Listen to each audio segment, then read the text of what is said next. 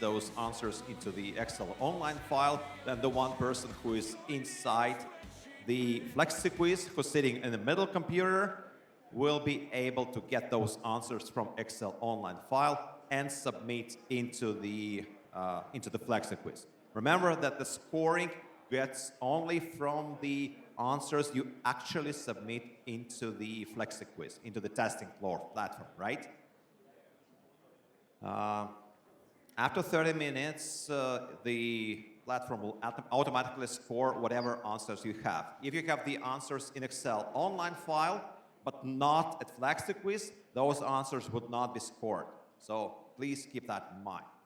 The time would start when you've entered the PIN code, and the PIN code would be coming from Steven. Give me any questions. Any questions? Anyone? Now or forever hold it? One over here. Yeah? Are the bonuses the old, like the first 4 teams to get the bonuses? No. For the bonuses, this time it's all the teams that score, everybody gets points. So, yeah, there is no differentiation today. Yeah, the question was about the bonus questions. If there is everyone eligible for bonus questions, for bonus points, or only just the first teams. No, today it's everyone. It's both for the students and for the pros. So today everybody scores bonus points. Renats is getting rest. He's not scoring your bonus points. Well, he's not getting rest, obviously. He works backstage. Any other questions? Raise your hand or stand up if we're not seeing you. Raise your hand. Okay, consider them good. All right, we're going to be going live shortly. All right, we'll be going live shortly, so settle into your spots. And everybody have a great show and good luck to all of our competitors. We need everybody to clear the stage as well as we get ready to start.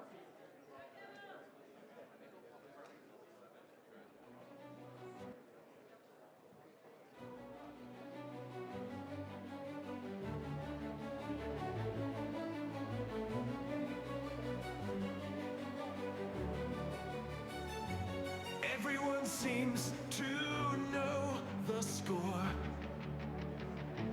They've seen Andrew do it all before. They just know,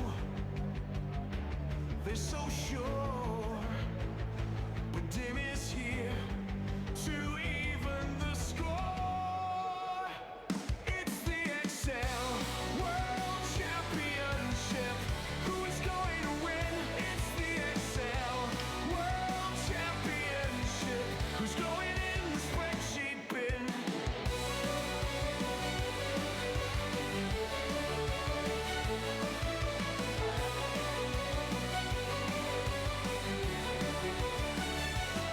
It's the battle of the Titans, the best keyboard tappers in the land. They've all been training for this moment. Who's getting stuck in the function sand? It's the Excel World Championship. Who is going to win? It's the Excel World Championship. Who's going in the spreadsheet bin?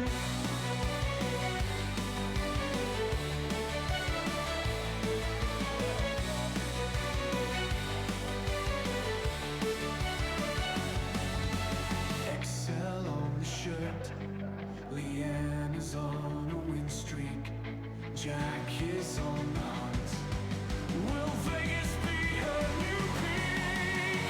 It's the Excel World Championship. Who is going to win? It's the Excel World Championship. Who's going in the spreadsheet bin?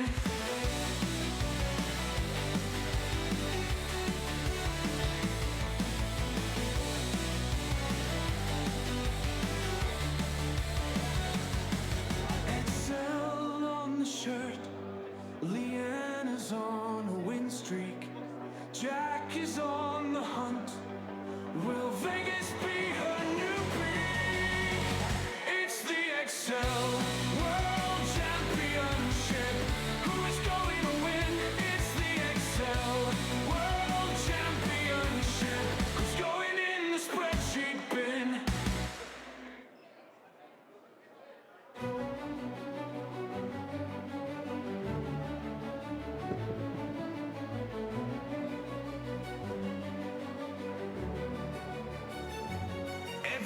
seems to know the score.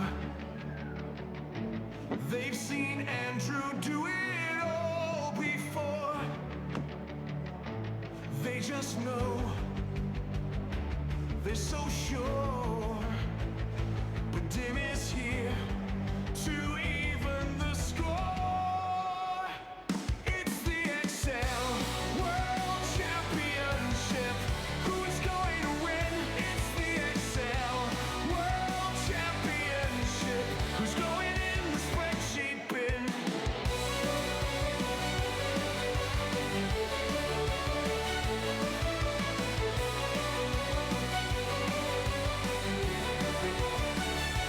It's the battle of the Titans, the best keyboard tappers in the land. They've all been training for this moment. Who's getting stuck in the function sand? It's the Excel World Championship. Who's going to win? It's the Excel World Championship. Who's going in the spreadsheet bin?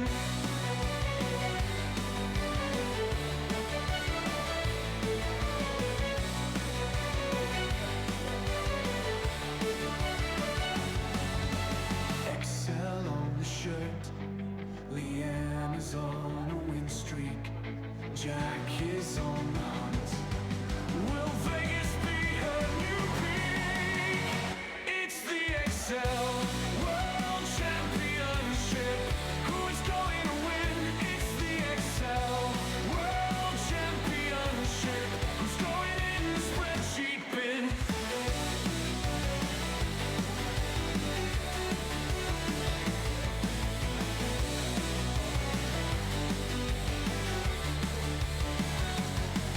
Excel on the shirt, Leanne is on a win streak, Jack is on the hunt.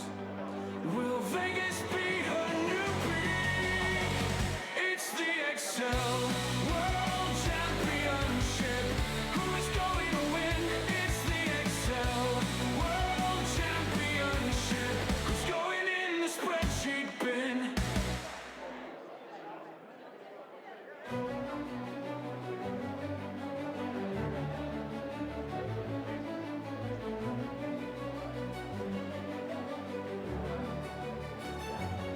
Everyone seems to know the score. They've seen Andrew do it all before. They just know, they're so sure. But Dim is here to even the score. Folks, there are still some empty seats down in the front. We encourage you to come down and sit in the ones that are not reserved. Please. Championship. Who's going in the spreadsheet bin?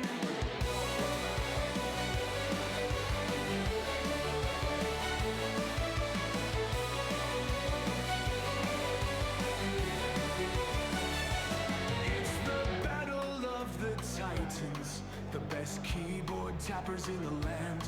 They've all been training for this moment. Who's getting stuck in the function sand? It's the Excel World Championship. Who is going to win? It's the Excel World Championship. Who's going in the spreadsheet bin?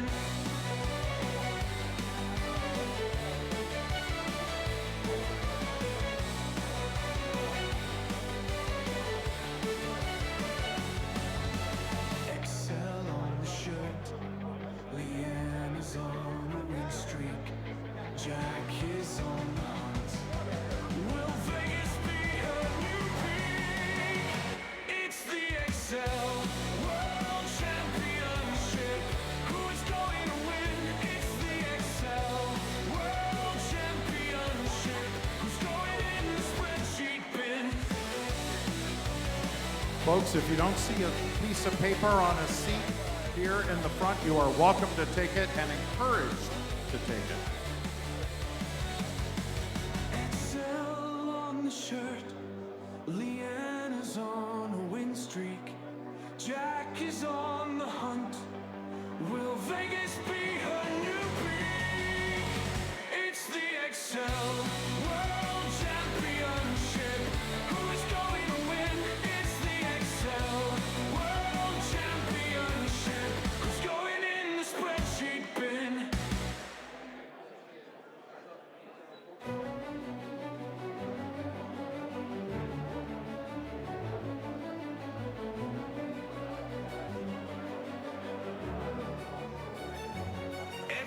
seems to know the score.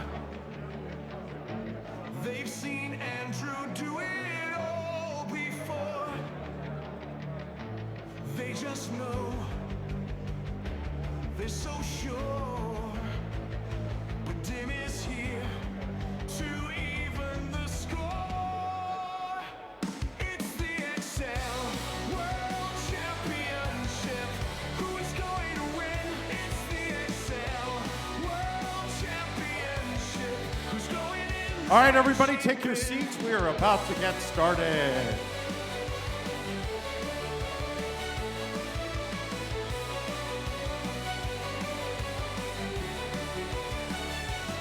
It's the battle of the Titans, the best keyboard tappers in the land. They've all been training for this moment. Who's getting stuck in the function sand? It's the Excel World Championship. Who is going to win? It's the Excel World Championship. Who's going in the spreadsheet bin?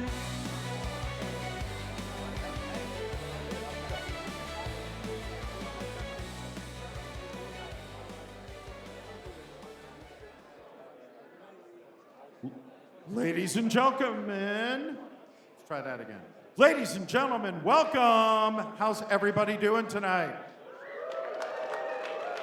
Are we ready for some Excel Championship showdowns? All right. Well, it is great to be here. My name is Stephen Rose. I have been in the tech industry for 25 years, spent 15 years with Microsoft, worked with a wide variety of products and communities, and I was last year's host, and I'm really, really excited to be back again. And tonight, we have two events for you. The first one is the Microsoft Excel Collegiate Challenge semifinal, and joining me on stage this year, Hi everyone, my name is Katrina. I'm the marketing manager of FMWC. For those of you who might not be familiar with the organization, we're behind all of these competitions, and in addition, we also organize financial modeling competitions. I'm really happy to be here today, and I hope we'll all enjoy the event. So today we will also have the game day of the Microsoft Excel World Championship. so what's going to happen is we're going to have competitors here on stage. We have many of the schools out in the audience. Nobody can do anything until they're given special secret PIN codes that only we know. But I think it's time we bring Andrew up here. Oh no, before we do that, I almost forgot. Our most important guests, we have Oz and Giles up in the booth as our commentators. Gentlemen, take it away. Hello, everybody. I have to say, as a 40-year-old Excel nerd, this is probably the happiest day of my life. Oz, how are you feeling? Man, I am ready to see some fighting, feuding, fussling, and tussling up here on this stage. It's gonna get vicious. All right, I think it's your turn to invite our host and special guest. Yeah, so inviting on stage the CEO and founder of FMWC, Andrew Grigol-Yunovich.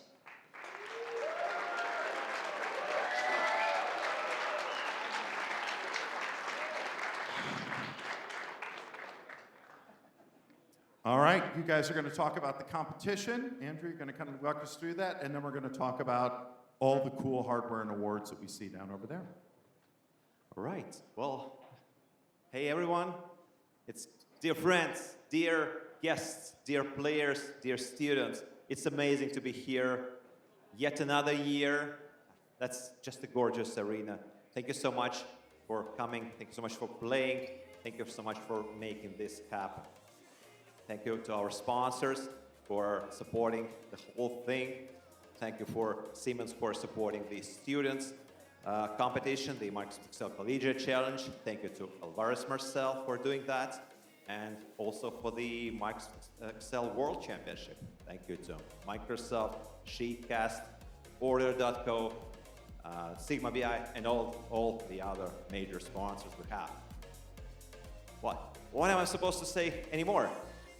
Let the game start. 3, 2, 1. Well, of course, let's come on in. Yeah, so let's take a look at today's schedule right now. So we have quite some events. We have team semifinals was MECC. We have also individual semifinals of MECC. And then we'll continue with round of 64, game 1 for MEWC, and round of 64, game 2 for MEWC.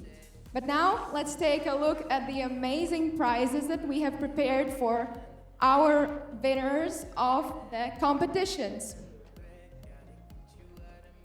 So this year, the prize funds are really big. For MECC, the prize fund exceeds $30,000. So teams will win $6,000, and the individual champion will win $5,000. However, for MEWC, we have over 60,000 prize fund. Big thanks to Sheetcast, who hopped in last minute and allowed us to exceed the prize fund as it was previously. So yeah, really exciting prizes for this year. And let the games begin. All right. So what I would like to do right now is invite David Brown up on stage. Come on up, David. All of this is absolutely possible because of him.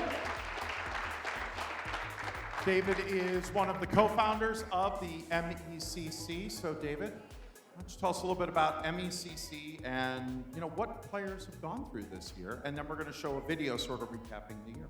Fantastic. Thank you so much, Stephen. So the MECC is all about getting students engaged in Excel. We gamify it, we make it fun, we give them an opportunity to really learn and prepare for their careers. Throughout this year, the players, the students have been working on a number of cases. It started in January on this road to Las Vegas. And now we have 14 teams. We have over 100 students from numerous countries really representing all of the world here today, really showing their passion for Excel and all the skills they've developed. I'm really looking forward to seeing all their talents on display. All right. So one of the things that I really love, and before we roll the video, is this is not an organization that's been around for a long time. This is something that you've been building over the last few years, and one of the things I really love seeing is that we've gone from about 5–10% to 34% participation by women this year, which I think is awesome. STEM is so important, and all of you are so critical, but seeing so many of you out here gives us hope. So it's awesome to see so many women. So with that, let's roll the video.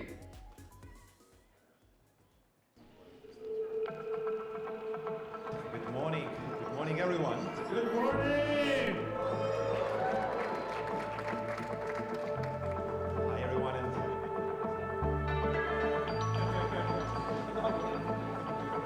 Go Balls!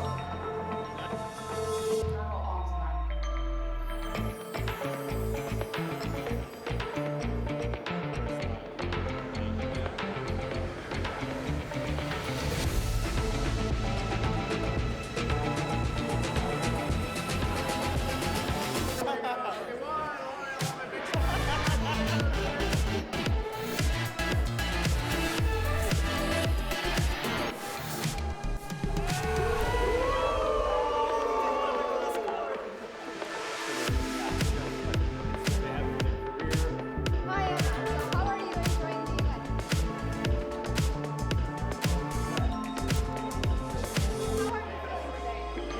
today?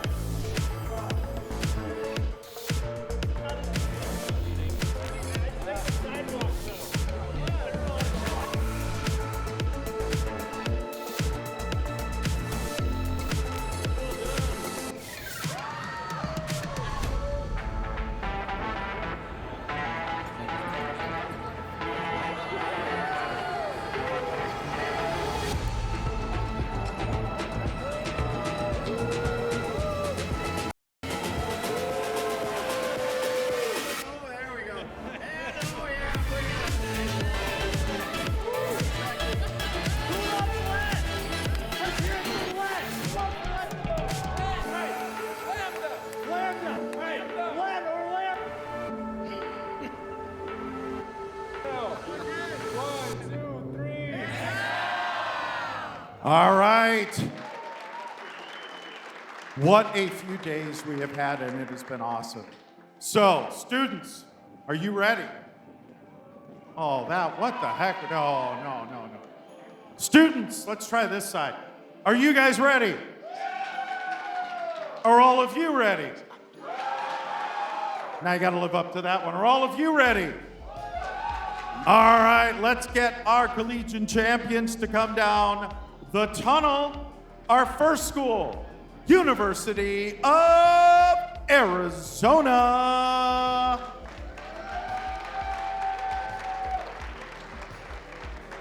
All right, that's where you guys run down. Come on down, University of Arizona students. They're coming. There we go. All right, once again, we'll try that one more time. University of Arizona.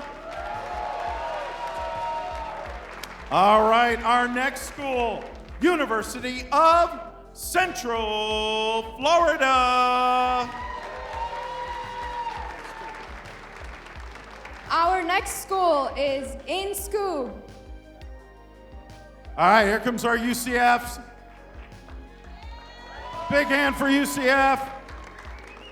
All right, ladies. All right, we have the U School. Come on down. And they will be followed by University of Tennessee, Knoxville.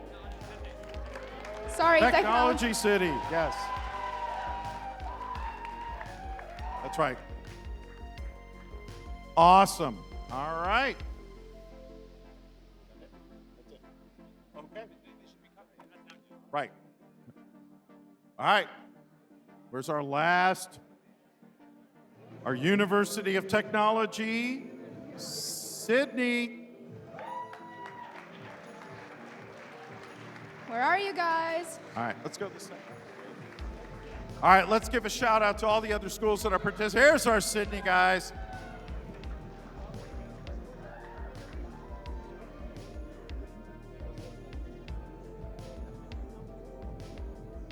All right, let's list the rest of our schools that are here this evening, and I want to hear some noise from all of our schools. Arizona State University, where are you? University of Central Florida. All right, we got Messiah University, where are you? Utah Valley University. Oh, that was nice. You have something to live up to. Northern Arizona University. Northern Illinois University. Oh, come on. I'm from Chicago. Illinois people got to do better than that. You're making me sad. Let's try that again. Northern Illinois University. Much better. Champlain College. University of Kentucky. And from my hometown and city, University of Illinois, Chicago, where are you? Representing the Bear, absolutely. And finally, our last contestant. Salve Regina University. All right. Who did we miss? Tennessee. We did not miss Tennessee. Where is our University of Tennessee, Knoxville? Oh, they were right in front of me the whole time. All righty. So, we're now going to show the case animation video, and then we will give you the pin number. So, let's roll that beautiful bean footage. Welcome to 2024 Microsoft Excel Collegiate Challenge. We are glad to present you the case for the battle, Foot Golf, designed by Leo Fernandez from Australia. You are a soccer fanatic, and the minute you heard about foot golf, you wanted to get into it. To become a recognized organizer, you have to show that you understand the game and that you can run a competition. In levels 1 through 6, you have to calculate scores using stroke play, counting the number of strokes or kicks. In levels 7 and 8, you will score players using Stableford format. In levels 9 and 10, you have to estimate distances from the tee, longest kick contest, and to the hole, closest to the pin contest. Note that par values, the target number of kicks for each hole, vary across levels. The case has 200 questions of 10 levels of difficulty and 5 bonus questions. Each of the bonus questions is related to one of the levels. Plan your strategy wisely. Good luck! All right, David, give us a little extra insight on what's going to be happening here and what our audience should be looking for. All right, so most of you probably know the rules of golf. Well, foot golf is basically soccer with a bigger hole, and you kick a soccer ball instead of a golf ball. All right, so pretty basic. If you know golf, you kind of know what we're doing here. The players are going to have a lot of challenges in dealing with the data. Right? You might get scores that are numbers, but what about symbols, right? Whether you're above or below par, that can be a symbol instead. So players are going to have to deal with symbols, and eventually they're going to have to actually map out where kicks land on the field and see how far they are from the hole for the next shot. So lots of different challenges, challenging different team members with different skills. It should be really exciting to see how they split the tasks up. All right, and with that, Katrina's going to count us down from 5. Give us a go. I will then yell out the pin number, and then Oz, Giles, we're going to throw it up to you, so get ready. All right, Katrina, count us down. So, are you ready? 5, 4, 3, 2, 1. All right, your pin number is 3363. Once again, 3363. We have begun. Giles, Oz, take it away, my friends. Here we go, everybody. All right, so what do we know, Oz? If you know a lot about football, this case isn't going to be much use to you. What about golf? Golf. First of all, you said football. Yeah, Call it I'm soccer. so sorry, soccer. Yes, that's right. That's right. So this is going to be an interesting challenge, and like he says, that we got symbols to deal with at some of the later stages. It makes this really interesting and unique. Well, I think we're going to see some quick points coming on the board. Now, we are going to help you out to keep up to date with the points that go on the board for the stage. Oh, 100 competitors. points. 100 points. Okay.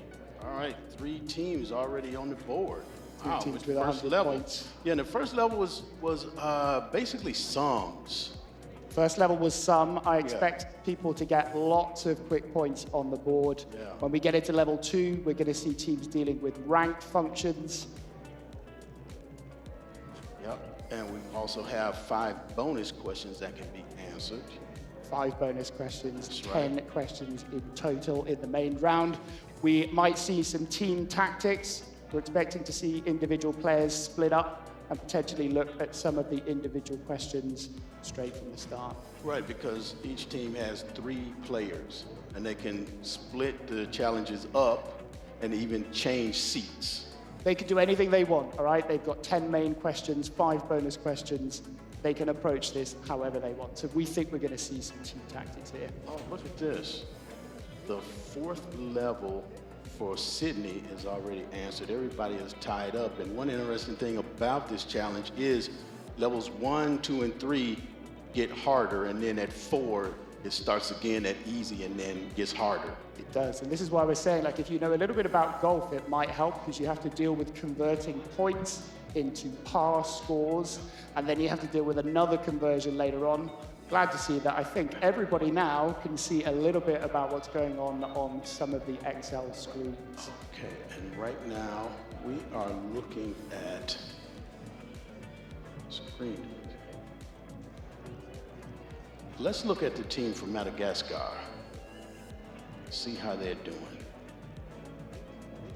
So at the moment, all 4 teams have got points on the board. We have 100 points for the University of Technology Sydney, 100 points for Inkscape, 100 points for the University of Arizona, and the University of Central Florida just ahead with 135. Right, but they've got a partial score for level 4.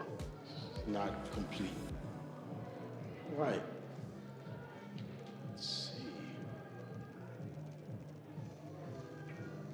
All right, And- so if we look ahead, there's a count back challenge that's coming up. There's another challenge further on in terms of converting those negative par scores into positive scores.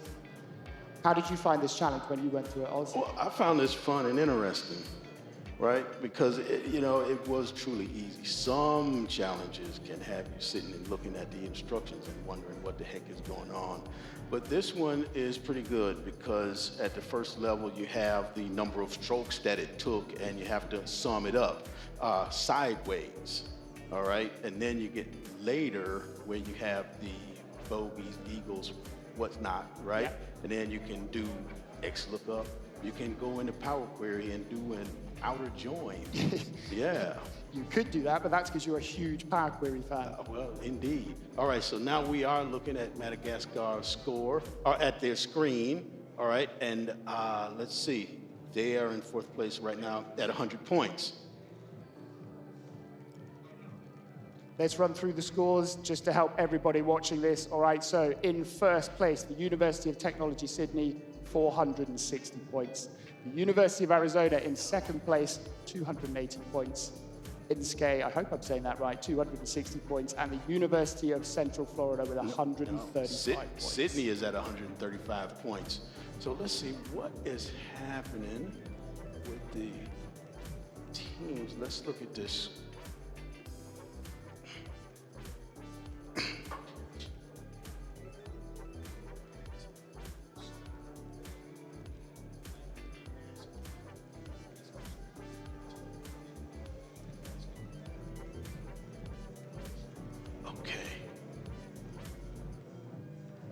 Central Florida is in first place still at 460 points. And then let's look at some interesting. Levels 4, 5, and 7 are complete. All right, and Sydney has answered one of the bonus questions. Okay. So there's a real mix at the moment. You've got Sydney that's answered questions level 4, 5, 7. University of Arizona fully answered questions 1 and 2. INSCAE question 1 and 7, and University of Central Florida question 1. So you can see from this, Oz, that we've got the teams splitting this up. Each individual member of the team is attacking one part of the challenge. I assume they're splitting it up by levels 1 to 3, 4 to 6, 7 to 9, or 10. This is interesting. Okay, 540 points for 740 for Sydney. Okay. All right, and we've got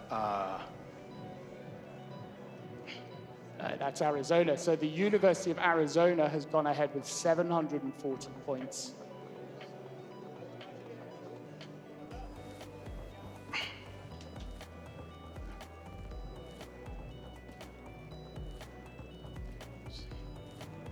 Okay, what we can see on screen now is a further part of the challenge where you've suddenly got to convert these symbols into scores. So as you go through this challenge, the conversion steps get increasingly more difficult.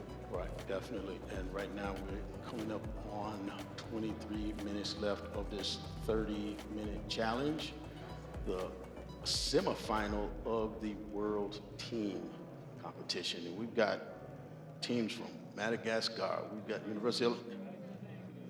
Oh, God.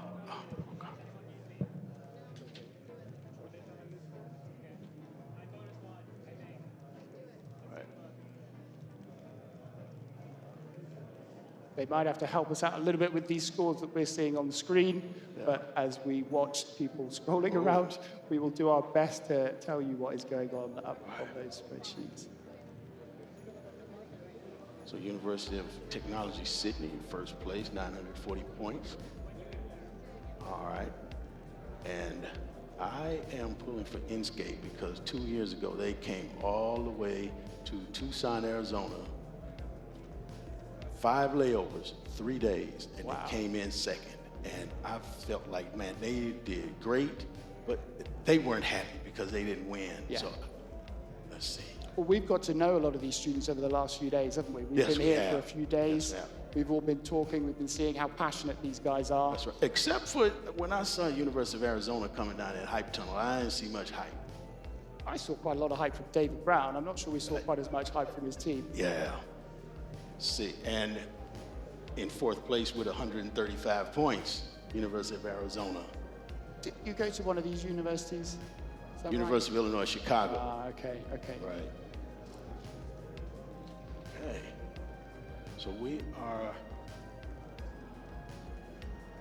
Right, so I think, you see, you and I are going to have to solve this together here. I think the University of Arizona are now taking the lead on 940 points. Is that what you're seeing, Oz? Look, this...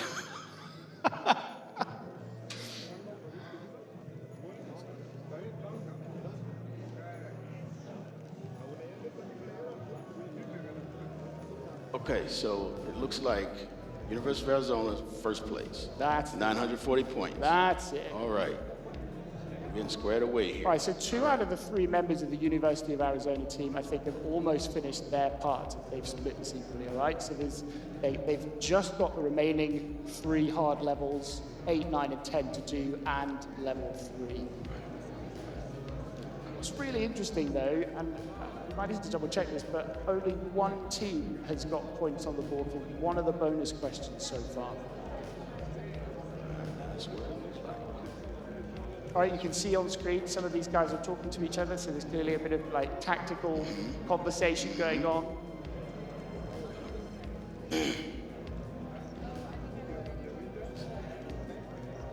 And the team that I think is just struggling the most at the moment seems to be the University of Central Florida. Okay, they've got 4 points for level 1. They've got the bonus question 1 solved. But at the moment, they're struggling with everything from level 2 onwards. All right, let's do a rundown of the scores again. I've got to remember that people at home might not be able to see this. University of Arizona currently on 940 points. University of Technology Sydney, 760 points. INSCAE, I really apologize if I'm destroying that name, 720 points, and the University of Central Florida, 135 points. Can we get a big cheer in the crowd for the University of Central Florida? Come on, give them some motivation to catch back up.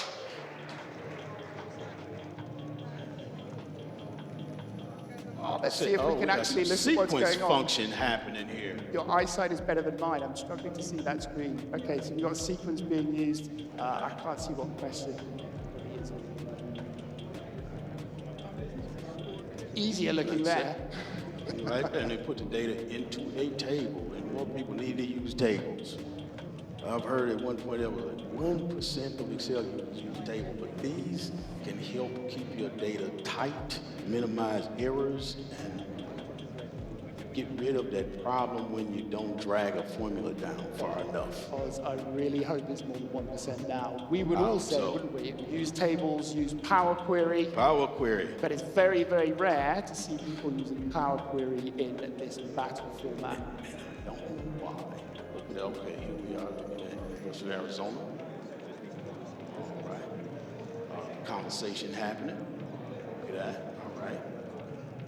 Okay, so what you've got on screen there, you've got somebody doing the conversion now from the symbols into the scores. That's what I was saying. As you get into the later levels, there's a number of conversions you've got to do. You've got to go from symbols to scores to par scores and onwards and onwards.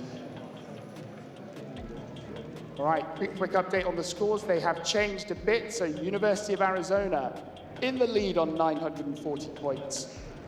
INSCAE in second. INSCAE pulling the lead. INSCAE pulled in the lead, 1,120 points. Yes, University of Arizona in second on 940 points. University of Technology Sydney, 874. It's pretty tight at the top, to be honest. Yes, and just under 18 minutes left. All right. 2 bonus questions answered, all right? You know, at I'm amazed that people haven't gone to those bonus questions quicker, but maybe we're missing something there. Oh, the points have changed again. Okay. University of Central Florida picked up more points. They're on 335. Well done, team. Yep. Points are changing all over the place. It's really tight at the top. There are 40 points in it at the top at the moment. INSCAE in the lead, 1,220 points. University of Arizona, 1,180 points. That's right. And Sydney is a distant third, and Central Florida a distant fourth. But come on, y'all. Come on. You got this. All right.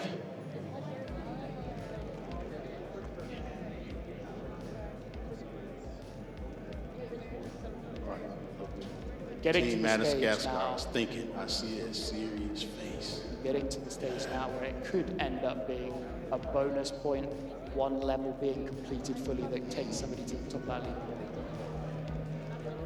And I'm just looking at the levels and how they aren't going from 1 onward. Everybody is skipping around.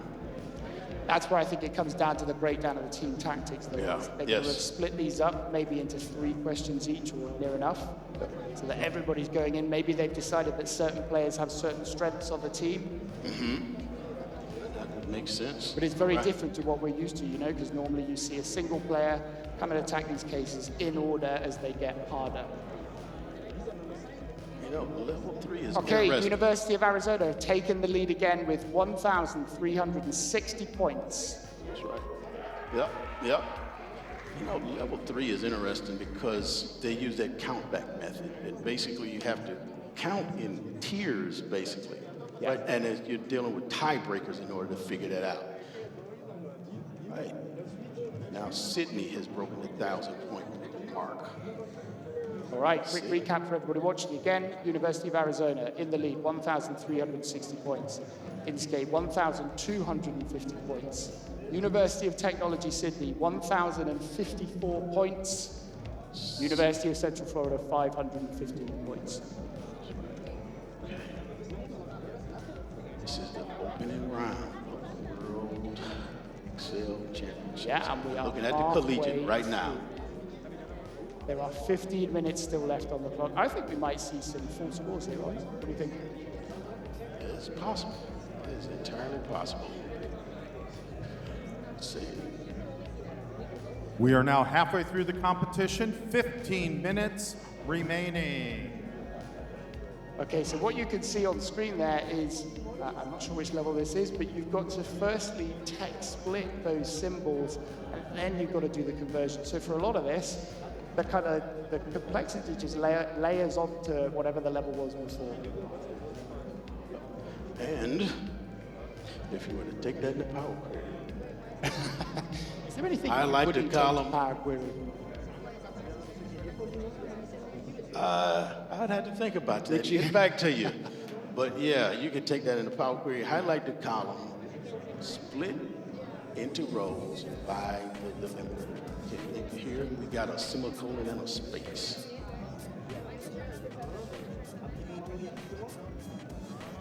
All right, all 4 teams have answered bonus question 1.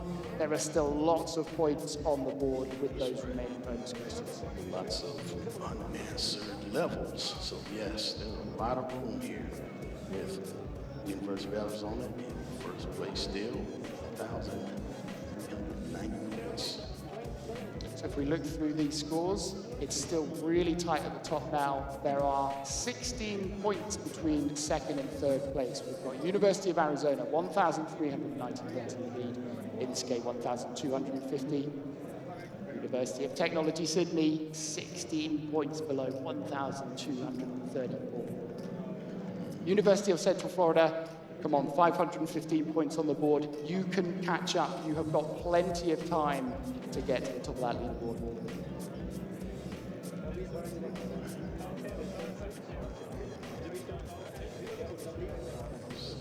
And I've just realized why nobody is jumping to the bonus questions. Why is that? Because there's no limit on the bonus questions for this.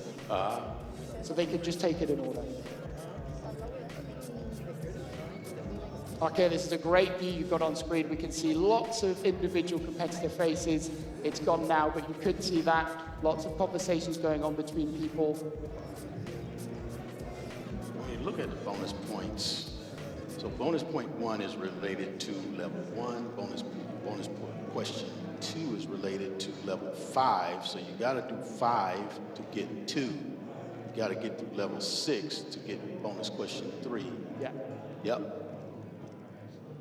And in the later levels, we introduce handicaps as well. We haven't talked about that. Yeah. So this is what I was saying. That's tough. If you know football or soccer well, it's not really going to help you here, but if you do know a little bit of golf, understanding of things like par values is going to really give you an edge. Yeah, would help. But the instructions are there. But if you don't know, really focus on these instructions. All right. 11 and a half minutes left in this opening round. On the screen, we've got X lookup being used, so we're taking those symbols and converting them into scores. What we're seeing is lots of nice traditional modeling, lots of use of the grid space. We haven't seen too much lambda magic going on here No, yet. not yet, not yet. We do have the X lookup happening. No index match. Are you an index match fan? No, those index match people. The index match isn't the problem, but index match people. I was an index match person for a very long time. You said was, right. You got out of the code. You left. You wised up, huh?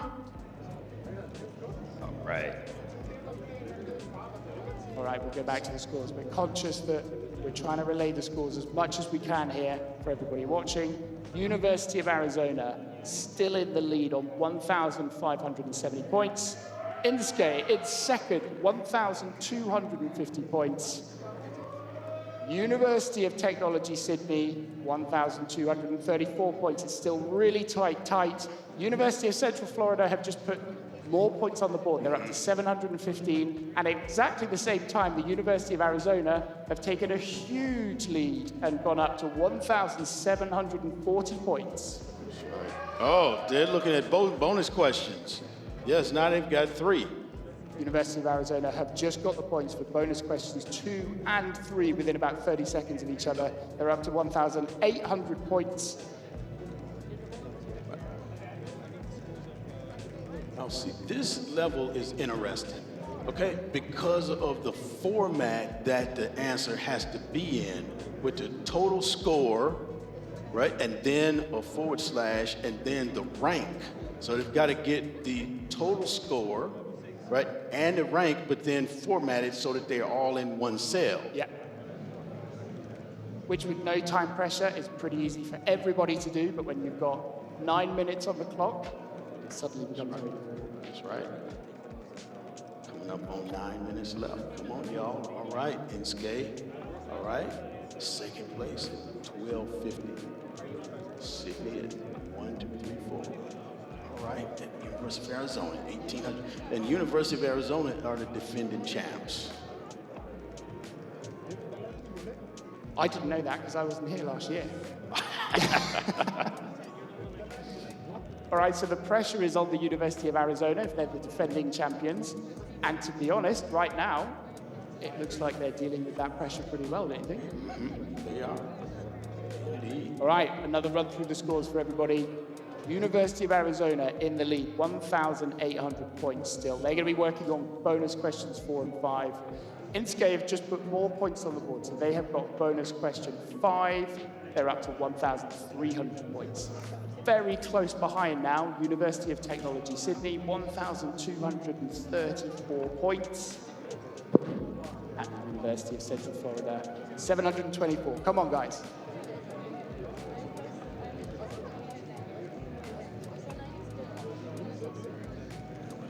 Madagascar's screen right now.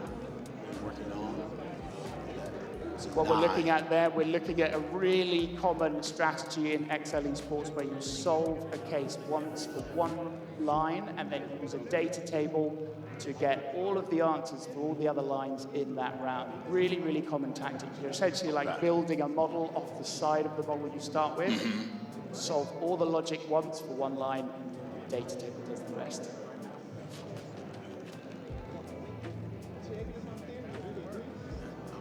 Some conversation happening in Madagascar. They're on level 8 right now. University of Central Florida have put a few more points on the board.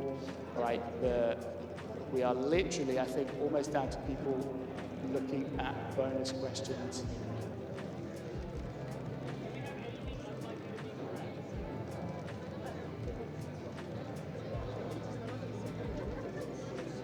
Okay, so I noticed a few answers.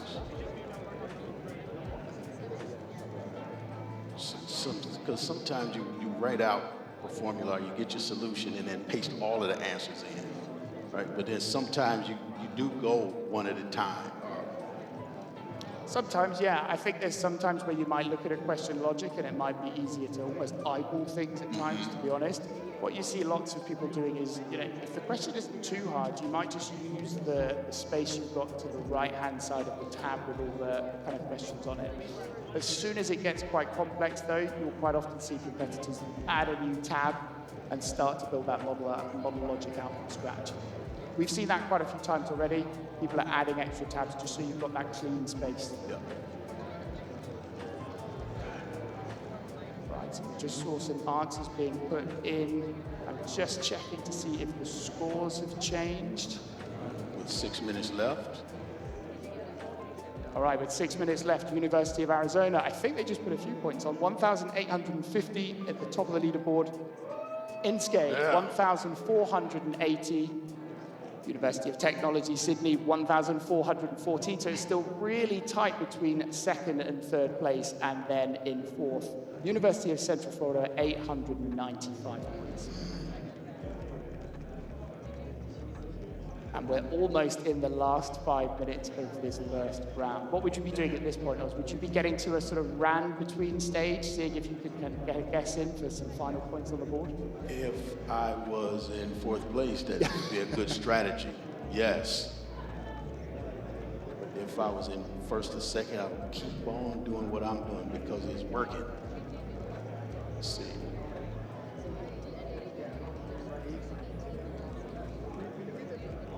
Somebody looking, I think, at bonus points, probably just having a read, seeing what could realistically be done in the last 5 minutes here. Oh, look at this. Ah, yes. There is our leaderboard. There is our leaderboard. I think for all people to to see, Yes. which we're all very happy about. Okay, so there we go on the screen. It's pretty tight in second and third place. Coming down to the last 4 minutes or so in this first battle. All right, we're going to take it back down here for a minute. We have about 4 minutes left, everybody, so no pressure. 4 minutes. All right, back up to you, gentlemen, until we hit 30 seconds, and then we'll take it back over down here. Thank you, Stephen. All right. We got a song. All right, Oz Giles, up to Yep, you until we're yep. at 30 seconds. Yep. All right. Just under 4 minutes. Okay. Let's see. Not much change in here as far as the scores, but a lot of work happening. Let's see.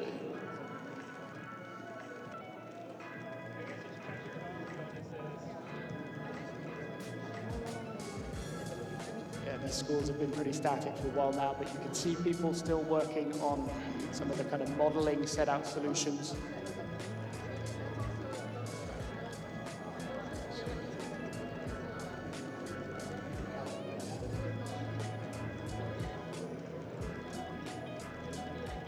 I just wish we could see a little bit clearer from our side what was going on screen. Real quick announcement, just for the edification of everybody. We only have the top 14 scores. It is possible that after the break we come back and a completely different school has won all of this.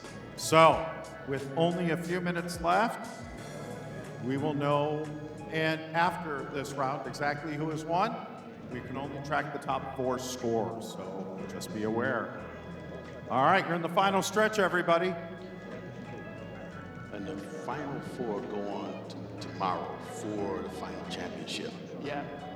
And I think we need to keep just relaying these scores to people in these final few minutes, all right? So we've still got the University of Arizona in the lead at 1,850 points. University of Technology Sydney, 1,564. Inskay, 1,480. And the University of Central Florida, 895 points. We are almost at 2 minutes left on the clock. What's what? All right.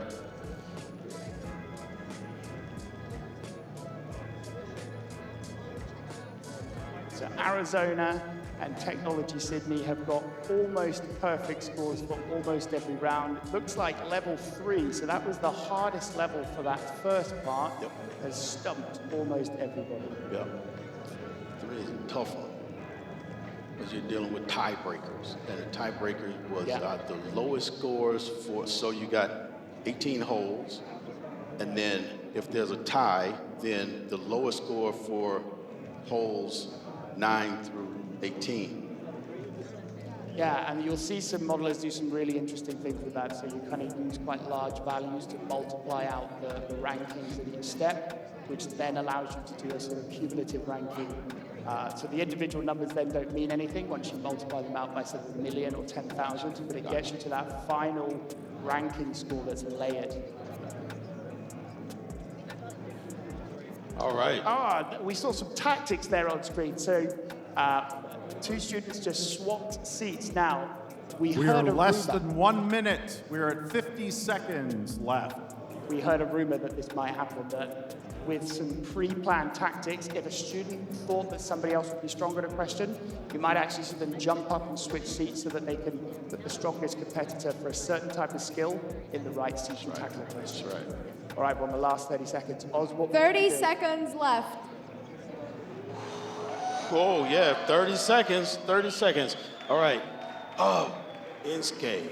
Need some points. Come on. No, we're going to have to help people with the points. All right, so we've still got University of Arizona in the lead. 15 seconds. 1,850 points. I'm not sure they're going to get caught. You've got the University of Technology Sydney in second. Inskay 7, third. 6, 5, 4, 3, 2, 1. That's it. All right, All hands right. off the keyboards. That's right. And All right. yes. Big hand for all of our contestants. Just to clarify, we can only see the scores for the teams on stage. There are other scores that we are going to now take a few minutes. It is possible one of the other teams out there in the audience has beat the scores here up front. So we're going to take like 15 minutes. Yeah, let's do a 15-minute break, and then we'll get up here and see the results. All right, we'll be back in 15, everybody.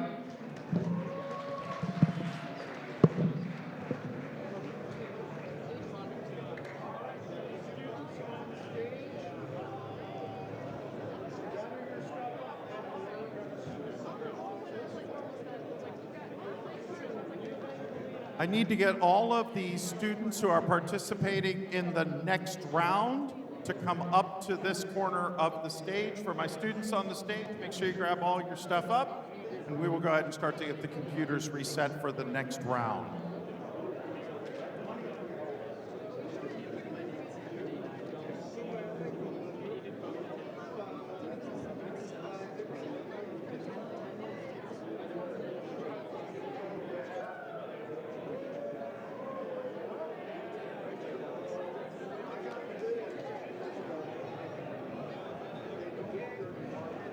Don't we do something about replacing these? Oh, yeah. First comes a digital twin of the factory. Then you optimize it so you can build the real one that produces batteries in record time. How did you do that?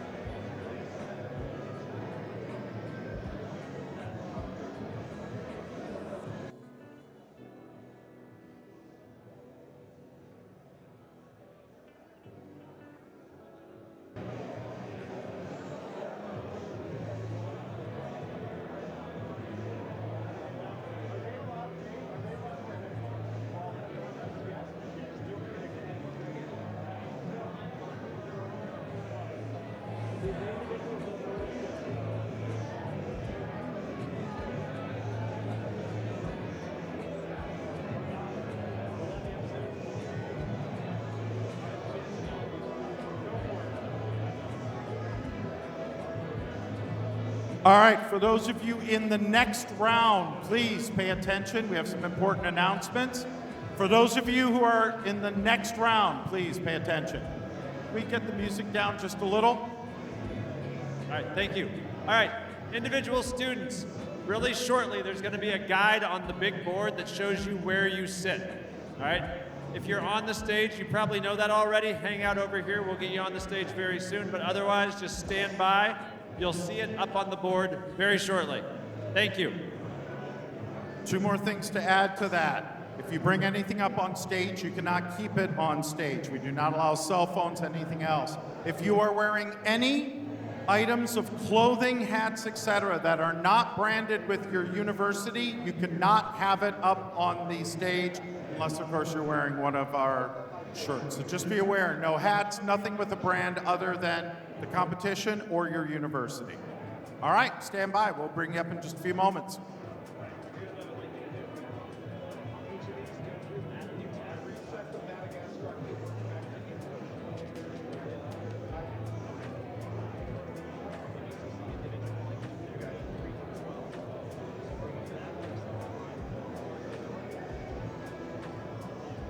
All right, say that one more time. I'm sorry. Slower.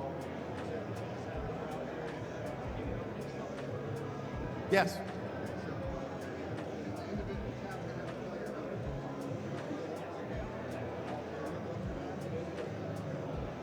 All right, we're now in the arena spare mic.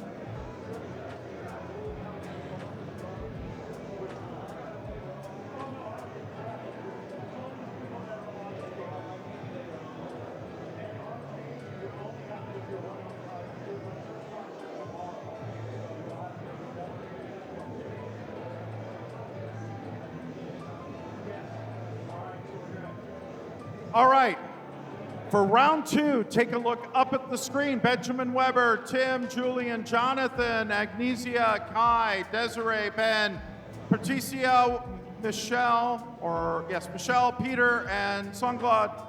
We're gonna bring you up in just a moment, so please come up here towards the stair.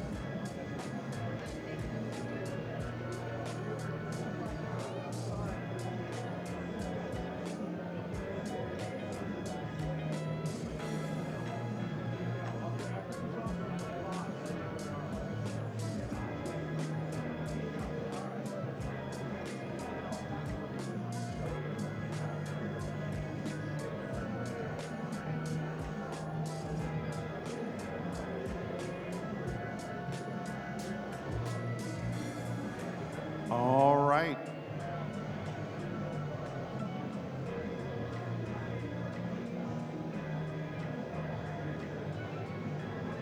All right, guys up in the booth. Whenever you're ready, let's hit it. All right. It's Giles. Here we go. All right, everybody. Here we go.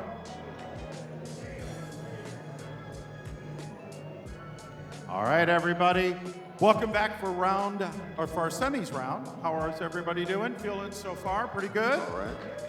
Are we excited to see the results from the first round? Yes?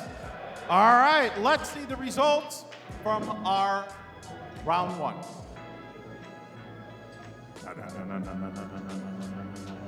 Here we go. So, first place, University of Arizona. Congratulations. University of Tennessee, Knoxville with 1,670 points. University of Technology, Sydney, 1,624 points. And in fourth place, University of Kentucky, 1,570 for points. As we can see, InSchool didn't qualify by only 18-point difference. So what a amazing round. So many scores up near the top that were so close to each other. 570, 624, 670. Absolutely amazing. Are we ready for more? Yes. All right, let's get our list of our next round contestants up on the screen, and we will call them down and have them shooting down the tunnel. All right. So we're going to start with Benjamin Weber.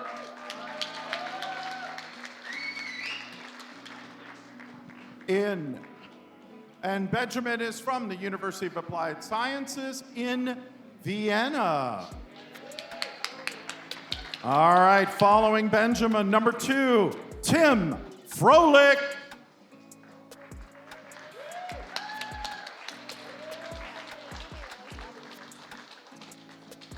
All right, and Tim hails from the University of Indiana University in Bloomington. I have driven through it many, many times and know it quite well. Number 3, Julian Podol, come on down, also from, come on, Julian. There we go. I'm going to let you pronounce the name of the school because I will not do it justice. Go ahead and give it a shot. I will not try either. Okay. I'm not good at German, sorry. Okay, well, we'll hang on. Julian? Julian, how do you say the name of your school? ESP Business School in Reutingen. All right, awesome. All right, and then we have number 5. I'm gonna have you do that one. So, number 5, Agnieszka Dodiel. Come on down, Agnieszka. That was not Agnieszka. That is Agnieszka, Jonathan. where are you, Agnieszka? No, it's Jonathan. And there we go. All right. Perfect. All right, come on down. All right, now we're going to bring down Jonathan. Let's bring down Jonathan. Jonathan, how do you say? Next one Razan we M. have Pernathi. I think we got it. Okay. And our 6th contestant, Kai Wei Lim.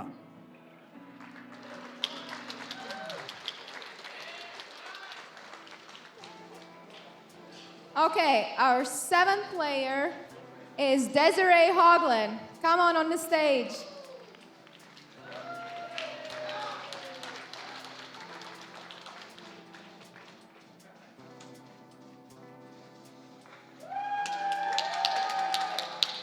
Desiree is from University of Arizona. By the way, they're not athletes, so they're not used to running down a long hallway, which is why it's taking a little more time, and that's all right. And our next contestant is Ben Fells. Come on, Ben. Ben is from University of Western Australia. Come on, Ben, run. There we go. Nice job. Next up, we have Patricija Miķele from University of Latvia. I'm really proud that Patricija is here because all FMWC team is based in Latvia. So I'm really proud that she's here. Come on. Next up, we have Mikel Perina. University of Central Oklahoma. And his favorite Excel function is filter. As the 11th competitor, we have Peter Pienaar from University of Pretoria. Come on, Peter. Here we go. And the very last contestant joining us here on stage is Sanglad Pechamras from Raham University. And his favorite Excel function is lambda. Dave likes this, I can see that. All right, we're going to bring David Brown back up on stage. But first, we're going to show our case video. So let's roll the case video, and then David will give us a little more about it. Welcome to 2024 Microsoft Excel Collegiate Challenge. We are glad to present you the case for the battle, Statuesque, designed by Fritz Burkhardt from the US. You are planning to build a statue. In level 1, you will need to determine the amount of material needed. Starting in level 2, you will need to determine the cost of the statue inclusive of the material and land costs. As you progress into levels 3 and 4, you will need to consider the effects of economies of scale and regional differences on costs. In levels 5 and 6, you will account for how different flourishes affect the statue's costs. In level 7, which is independent of the other levels, you will count how many types of different statues are in different regions. The case has 110 questions of 7 levels of difficulty and 5 bonus questions. Plan your strategy wisely. Good luck. All right, so we got an idea of this case. One thing the MECC really tries hard to do is be broad and kind of welcoming to all different people of all types, but particularly on campus across majors. So in this case, we're getting a little bit more artistic. Thanks to Fritz Burkhardt here. He's one of our case designers, and he built Statuesque. So in this case, the players are going to be pricing statues, right? We can't get entirely away from numbers, but we're using art kind of as our medium to do Excel. So let's see how they actually make an art of their models. All right, before we begin, any questions from any of our students? Any questions? Are we all good? All right, this time I'm going to do the countdown, and then we will tell you the PIN code that you will need to get started. All right? In 5. Come on, count with me, folks. Ready? In 5, 4, 3, 2, 1. The PIN code is 2258. 2258. All right, and with that, Oz, Giles, take it away, my friends. And we are off. All right. Building statues. Oz, I've got to be really honest with you, right? I turned 40 this year, and I think it's affected my eyesight. And I couldn't see a thing on my screen in that last round, so they've quadrupled it in size, and I think I can actually talk about this now. That's right. Without your glasses. All right. So we're all set now. And this is a lot of fascinating questions here in this challenge. All about statues. Do you like statues? Not when they come with pigeons. Okay. All right, so let's look at some spreadsheet madness on screen, all right?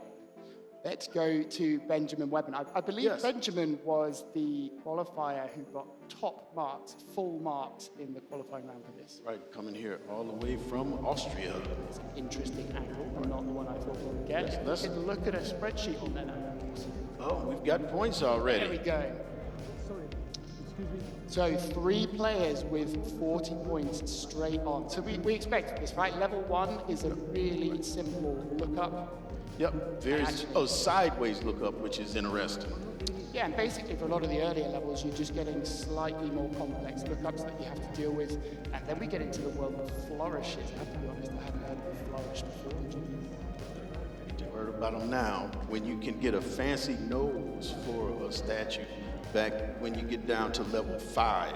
But right, level 1, you just have the sizes and you need to bring back the...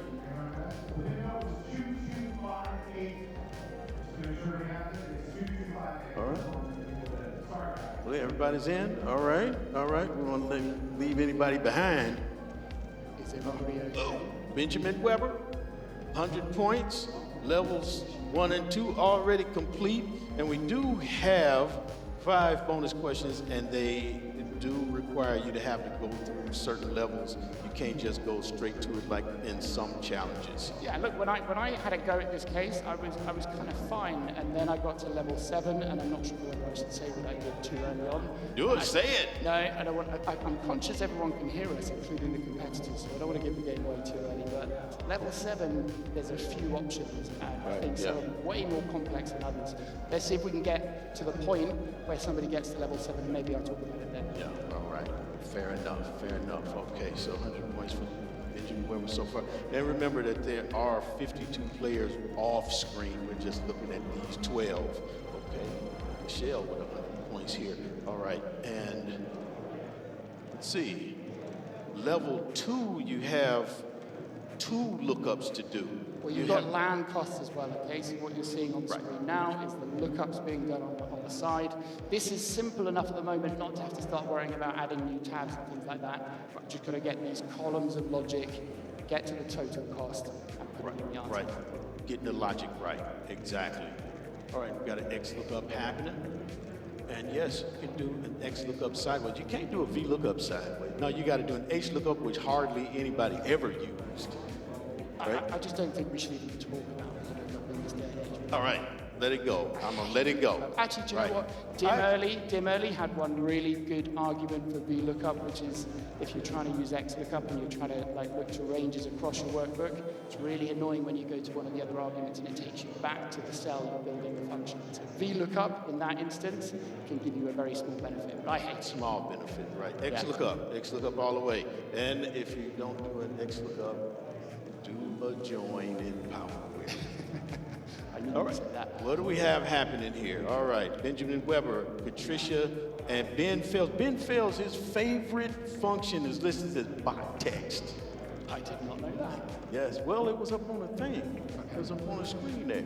Yeah, bot text, if you don't know, it is an actual function and it will convert a number into tie numbers. Did you know that?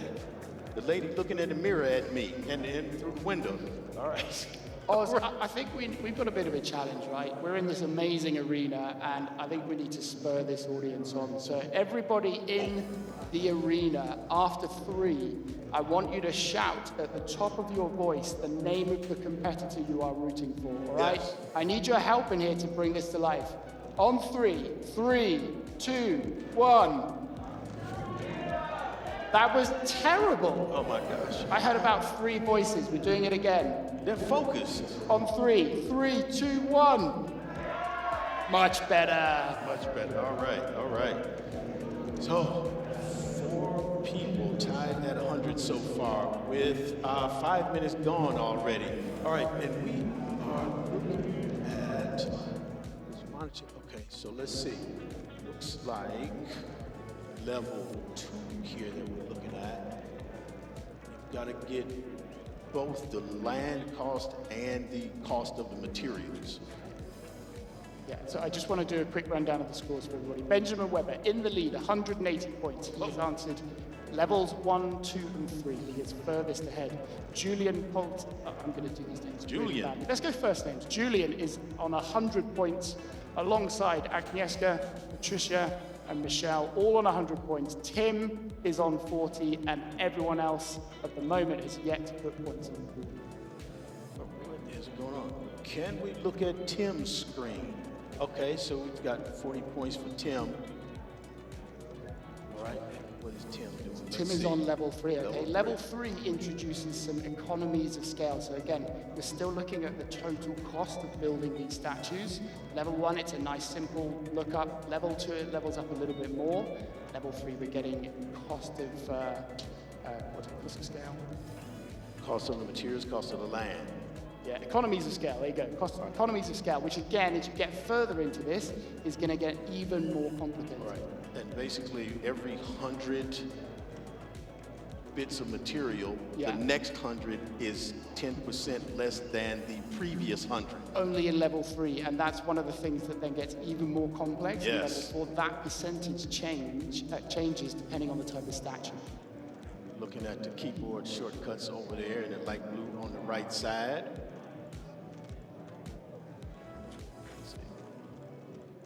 Okay, no major Okay. changes to the points at Right. the moment. So Looking for at- everybody watching this live, Benjamin Weber is still ahead on 180 points. Oh, we have a change. All right, we've got a six-way tie in second place with 100 points. Tim, Julian, Agnieszka, Ben, Patricia, Michelle, all on 100, chasing Benjamin Weber. Can we look at Jonathan's screen? What's happening there?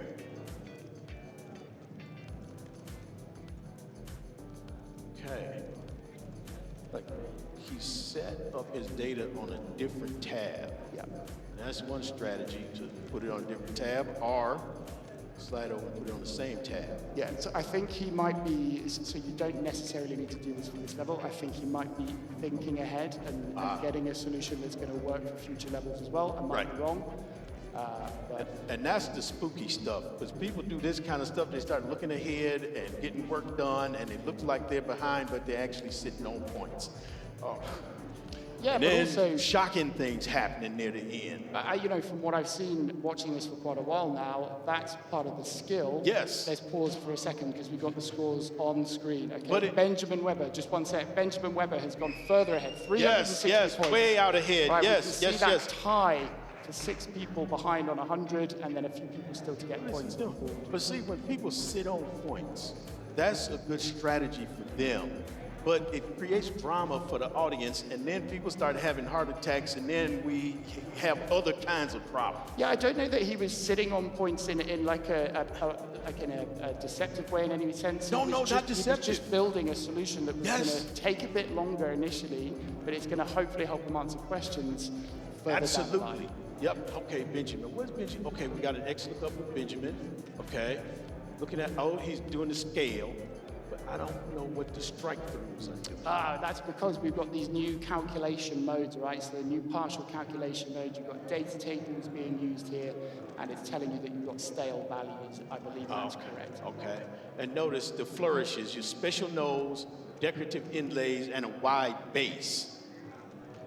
All going into the cost of this statue. Yeah, so this is where it got a reasonable step harder in complexity. You've got these flourishes, so you've got to interpret whatever you've got in the text in the top right of the screen there, and then you've got to build it back into your modeling logic. And again, when you get into level 6, I think those flourishes get even more complex.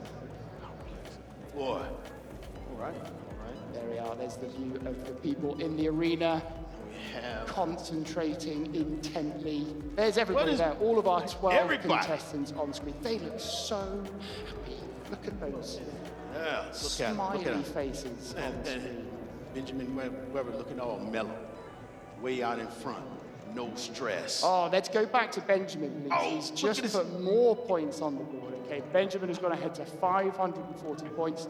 He's completed levels 1 to 4 completely, almost completed level 5. There's just a little bit of a drop there to 90%, but he's taken a pretty commanding lead now in this round. Yeah. And I saw an index match, and actually I found index match before I found index match, right? Because you want to do a two-way lookup, and today you can nest an X lookup inside an X lookup, but I have no problem with index match people. Yeah, I still haven't really got the muscle memory with the nested X lookup, so I will probably default to index match still. Yeah. All right, so again, Benjamin, just look at the tactics for a second, right? We've got separate tabs for every case level from 3 through to 6 now. It's a good strategy.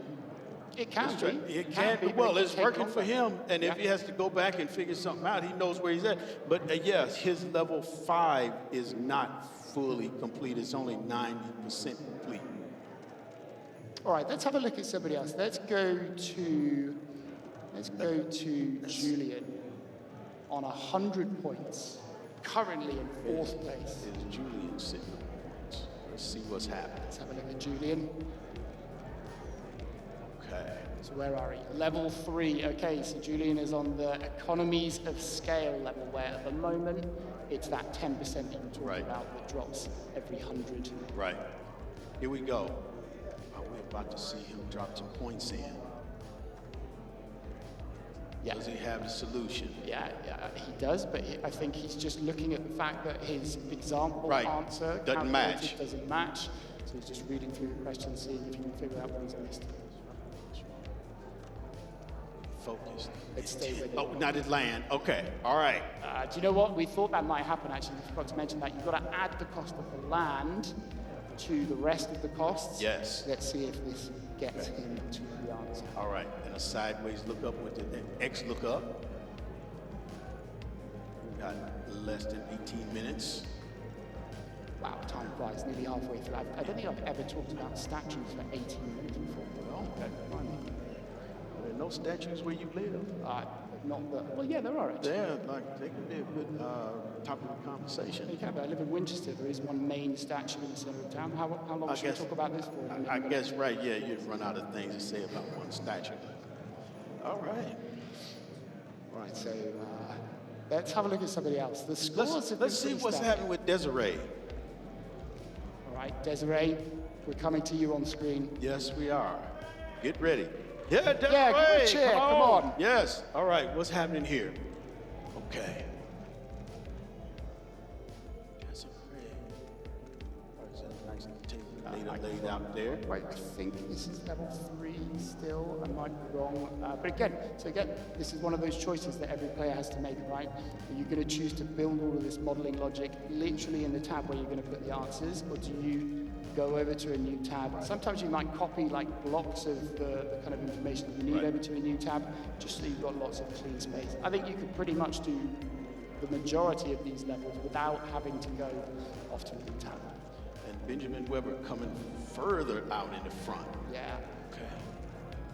So we got an if statement here happening with Desiree. All right. Let's see. Let's go somewhere else. So let's have a look. Jonathan, let's see what's happening there. Here from Madagascar, 180 points and Let's go to tied for Jonathan. second. Let's go to Yes. Jonathan's screen. Tied for second on 180 points with Benjamin Weber out in front on 750. Okay, he's got a level 4 tab. All right, and here again, somebody separated their work by the level. Yeah, so this is another step up. So what we were talking about before with economies of scale, now it's not just a fixed 10%. See that table in the top right there? But the economies of scale change depending on the region and the statute type that you're trying to do. Right, so I think what he's trying to do is get to the solution. I think he's trying to fix it. Come on, gotta fix his X. Look up here. You see, we aren't seeing anything really like, we aren't seeing like a sum product or a cosine or anything. This is some basic stuff, and so it's, you gotta think more than pull out fancy stuff. We will talk a lot about some product in a second, but In here a we are, second. scores on screen. Benjamin out ahead on 744 points. And that is pretty tight from second place to 10th. Right. And I wonder, is anybody fast enough, skilled enough to catch up to Benjamin? The time is ticking. Great question. We can't see it. And what's Benjamin smiling about? He's supposed to be focused. Come see. Yeah. No. All right, now see, we saw Benjamin smiling. Now see that can I come back for he's thinking about eating a ham sandwich later. He should be And, smiling. He's at the Well, yeah, XL yeah, but when- Esports World Championships. you're a runner, right? you know, you gotta focus and not keep looking over your shoulder. All right. Oh, bonus points. Okay, Benjamin's going for bonus. Okay. Do you know what I think about when I run odds? Lambs. Okay. You're in German. All right. All right. So, how's he doing with the bonus? He's got, and see, oh, Michelle has a bonus point answer. Okay, and it's like, how often does the most common statue size appear in levels 1 through 6, including the examples? So you do have to get through 1 through 6 in order to get through this. Some of them, so some of the bonus questions you can answer independently. Questions 1, 2, and 5 you can do independently. Questions 3 and 4, you need to do some work on levels 4, 5, and 6. Jonathan has moved ahead, still a distant second. Everybody's on the board except for Sanglet. Let's see what's happening with Sanglet.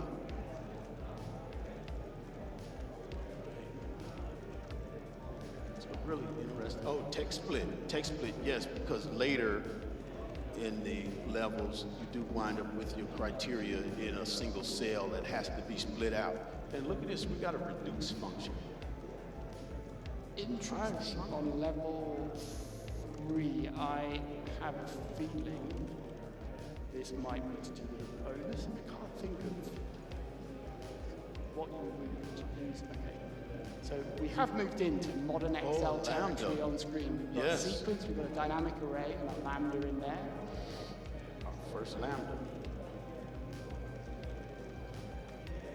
Just interestingly, not the question I would have thought you would use this on. I think this is level 3. We'll see.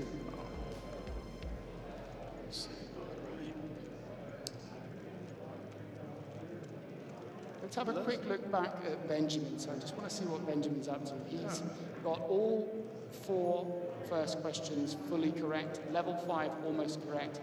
Level 6, almost correct as well, 85%. See what Benjamin's doing. I want to see whether he's gone on to level 7 or whether he's trying to fix the last parts of levels 5 and 6. And so, yes, so there's several different directions Benjamin can go at this point, is clean up those other levels, go for bonus points, or just keep moving on to 7. Where is he? Let's look at Benjamin's Let's screen. have a look at Benjamin. With 11 minutes left. We're almost at the final third of this round. 11 minutes. And I just want to say congratulations to the University of Arizona, Knoxville, Sydney, and Kentucky. All right. We have somebody in level 7, and we want to throw this now to David Brown to whoop something on us about this level. Thanks, John Oz. In this level, the students are trying to determine the number of statues in each of these regions by both their size and their material. Now for the material, the students are given both a color and a letter. If this were a pro case, they would only be getting the colors. The question becomes, how do you get the letters in there to make this data usable? While you could type it, it would take too long. Instead, pros are going to use Control-H. It's going to be your find and replace menu.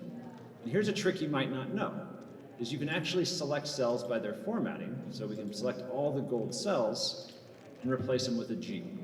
So now a click of the button, and now we've replaced many minutes of manual labor with just magical Excel. Back to you, John Oz. Yep. Thank you, David. Thank you. All right, yeah, David got some applause there. Yes, it must have been that fancy shirt you had. All right, but yes, that is a common thing when you do have to deal with a color of a cell. There is no formula for that. People do use VBA, but he showed a really clever trick, a common trick, by going into the formatting. Yeah, it's I mean, it's not something you're going to be doing too much of in like pure financial modeling, but for some battle games, it's a really useful technique. Well, you know, not everything is financial modeling in Excel. I've spent a lot of time dealing with a lot of different spreadsheets, and people, you know, coding things manually, making colors and borders, and then, you know, they mean something, and then maybe you want to count them. Maybe you want to do something with them. But okay, Benjamin Weber pulling further out in the front, 874 points. and 3 bonus questions answered. Oz, you know, that's probably been one of the big talking points of this whole event we've been experiencing in Vegas. It's just how much you do in Excel, the variety of things you do in Excel. And one of the great things about this competition, I think, is it just gives you these kind of individual bits of training. Like, Yes. clearly, you're not going to be trying to quickly build the cost of statues in most cases in real life, but these techniques that you're using, the XLOOKUP, you sort of reduce and sequence in there. Yep. It's just giving you that training to really like embed the muscle memory. Exactly right. To think and use Excel's tools and that economy of scale, that challenge reminds me of being a commissions analyst and having to write a formula that says, okay, up to 80% you get paid this. 80.1% you get paid this up to 85% and on until you're over like 120%. So you do have to write these kinds of formulas and maybe you do build statues. I don't know. I definitely don't, but yeah. You don't? So, Okay. so Benjamin is on level 7. So I have to be honest, I don't want to say it too loud, but when I looked at this case and I looked at the complexity All right. of that level, Say it. potentially eyeball it. Eyeball it. Potentially eyeball it. You can't do that Sometimes sometimes. that works, you know? And yep, sometimes that works. Let's go to somebody else. So we've been on Benjamin for a while. Benjamin is still in the lead, 874 points. Jonathan is in second place with 560 points. Pieter is in third, 360 points. Let's go and have a look at Pieter.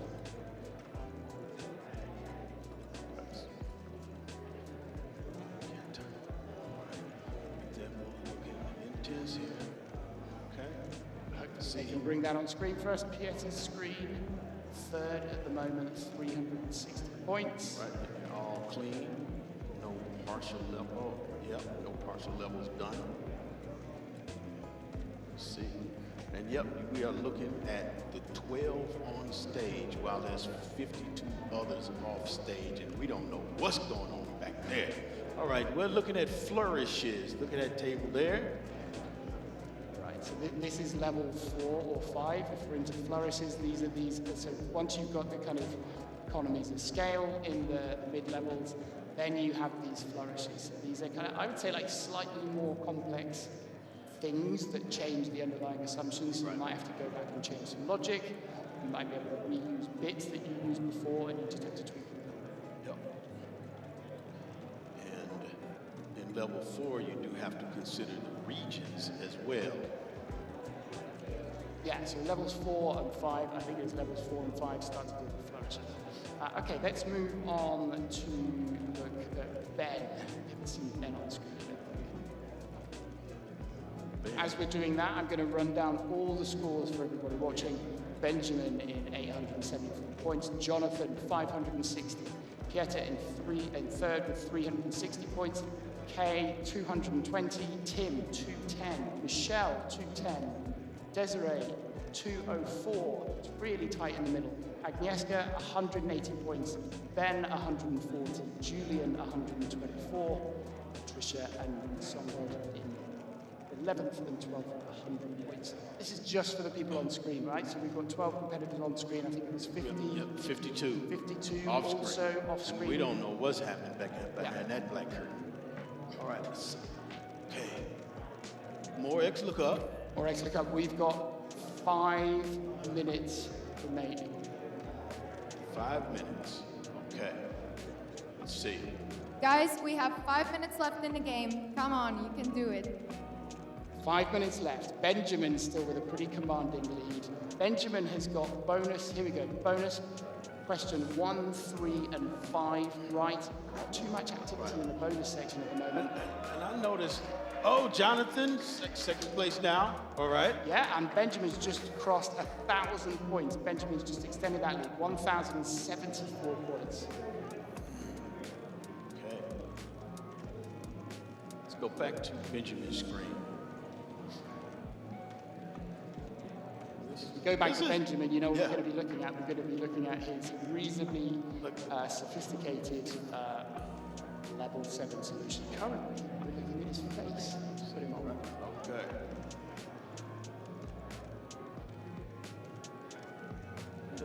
Okay. Yeah, Benjamin is scanning. He completed 7? Yeah, he's Completed? scanning through, so he's now in kind of that final territory. A couple of bonus questions. He might even have time, if he's really quick, to fix some of those little issues in levels 5 and 6. Okay, and I want to tell something that I don't know if I wasn't supposed to, but there wasn't an expectation to get through 7.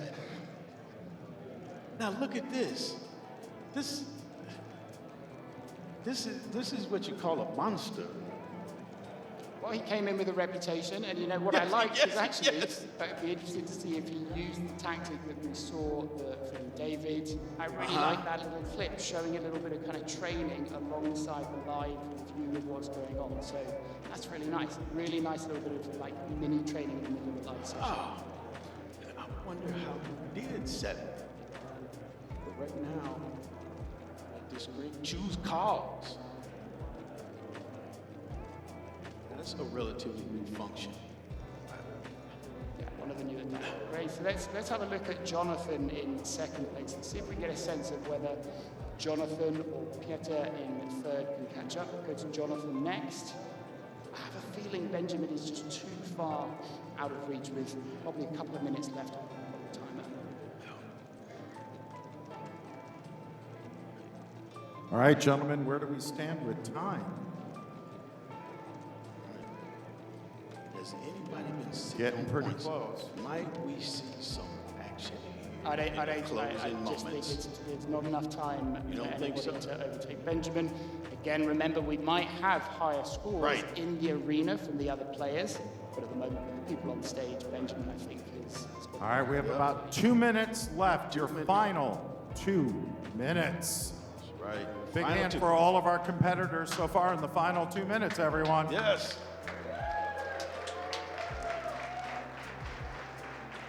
Final 2 minutes. Right. So we're looking at Jonathan's screen. Let's see. Oh, Jonathan. Working on. I saw a little VBA coming in here. Ooh. That is bold. Let's see if we can figure out what he's trying to do.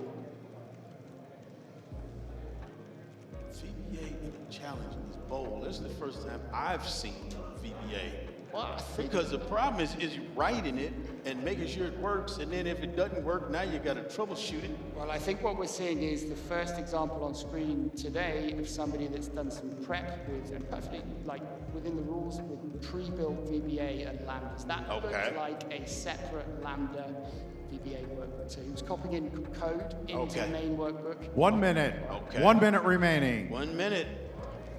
1 minute remaining. All right, let's give everybody a big cheer for the last minute. Come on, guys. Yeah. All right. Let's see. This is what it's all about. So really, I think just with the scores for the 12 on stage, Benjamin has got a really commanding lead. Oh, he's Jonathan- waving at people. Look at this. Okay. All right. Take a play out of Andrew Nye's book, the three-time world You champion. don't want to put yourself in the radar of the annihilator. If he smiles too much, he might have a target on his back. Yeah, That is a yeah. bold and confident move. 15 seconds remaining. 10, 9, 8, 7, 6, 5, 4, 3. 2, 1. All right, hands Yeah, off right. the keyboards, everyone. We do see. Big round of applause for our individual semifinal round. All right, so here's what's going to happen. We are going to take a break. We're going to come back. We're going to talk about the finals, and we're going to get ready for... the MEWC Game Day, Game 1. Yeah. All right, we'll see you back here in 15 minutes, everybody.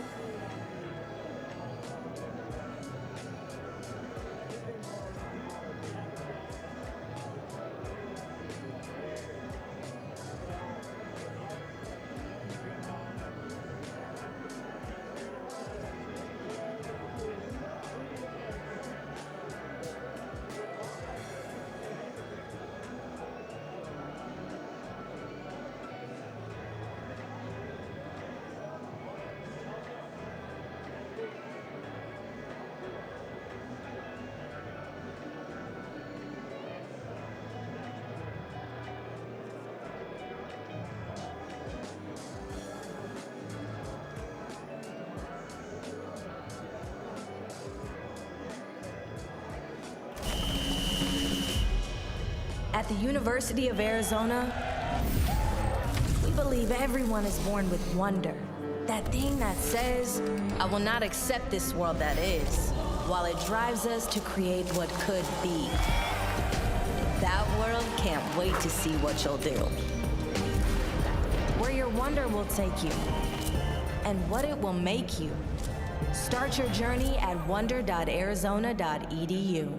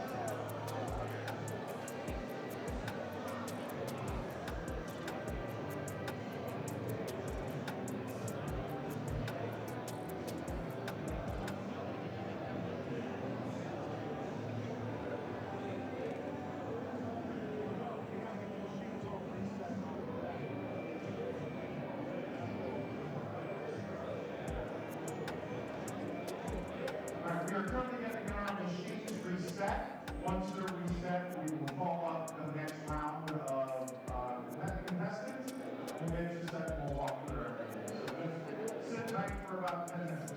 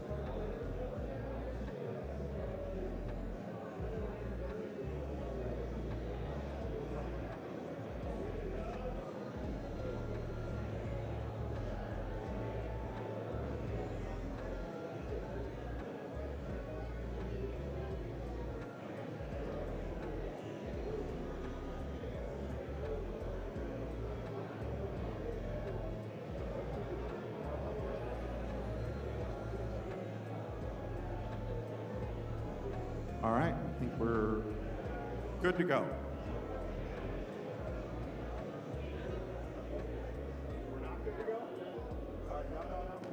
Hang on. We have a technical issue that we're trying to solve, so sorry.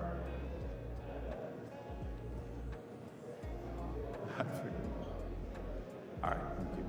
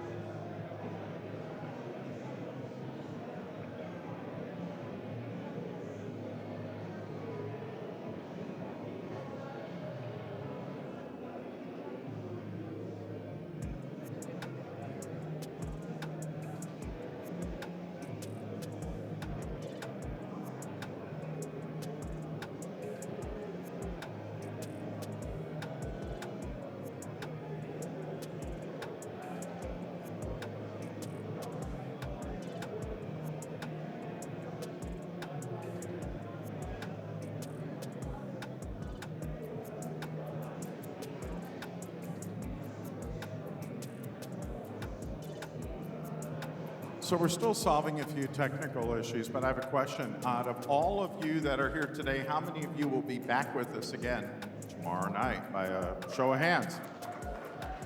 I will tell you, make sure you're here early, because last year, about 30 minutes before the show started, I threw out a whole bunch of cool swag to the audience, and I may have brought more swag this year for tomorrow. So just make sure you're in your places with bright, shiny faces 20, 30 minutes before we start, and you won't miss out.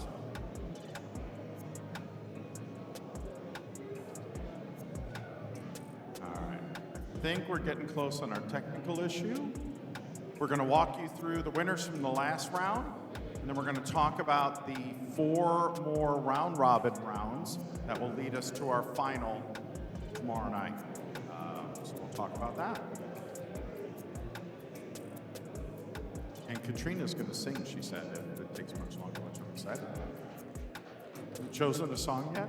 Maybe Walking on Sunshine, like Katrina and the Waves? I think there will be a better singer for this event. You'll see.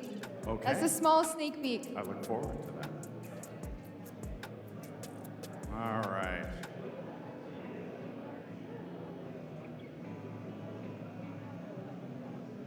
Oz, Giles, how are you guys doing up there? Good? All right, we still got another minute or two. We're still solving an issue. You guys being well watered and well fed up there? All right, good. I'd like to make sure everybody's taken care of.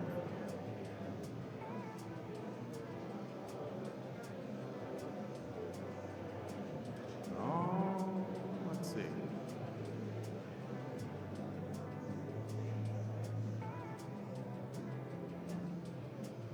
How are we looking? All right. We have solved our technical issues, so we are ready to kick off the next round. All right, gentlemen, whenever you are set up in the booth. All right. Yes, we are set.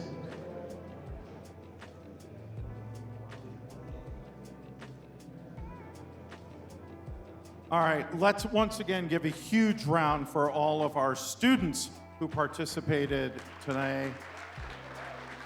We were chatting earlier about some of the different countries that folks have come from. Would you do a rundown on some of the locations? Like, I was amazed to hear we had students from Madagascar.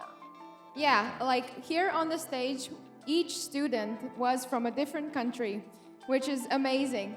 And overall here, Latvia, countries as Madagascar, obviously USA, Latvia, Lithuania, Poland, and many more countries. So it's really amazing how big and global this event has become, and we're looking forward to reaching even more and more countries. So awesome stuff. Again, just great participation from so many of you. Thank you for so many of you who traveled a very long way to get here for this.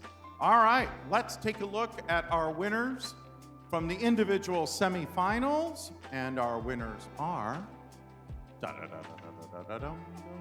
Benjamin Weber, University of Applied Sciences. And coming in very close are students, wow, all 3 from Iskane and the Toulouse Business School. Very impressive for everybody who came in, and some pretty tight scores overall. Until we get to the very top, not much more than about 120 points or so separating everybody out.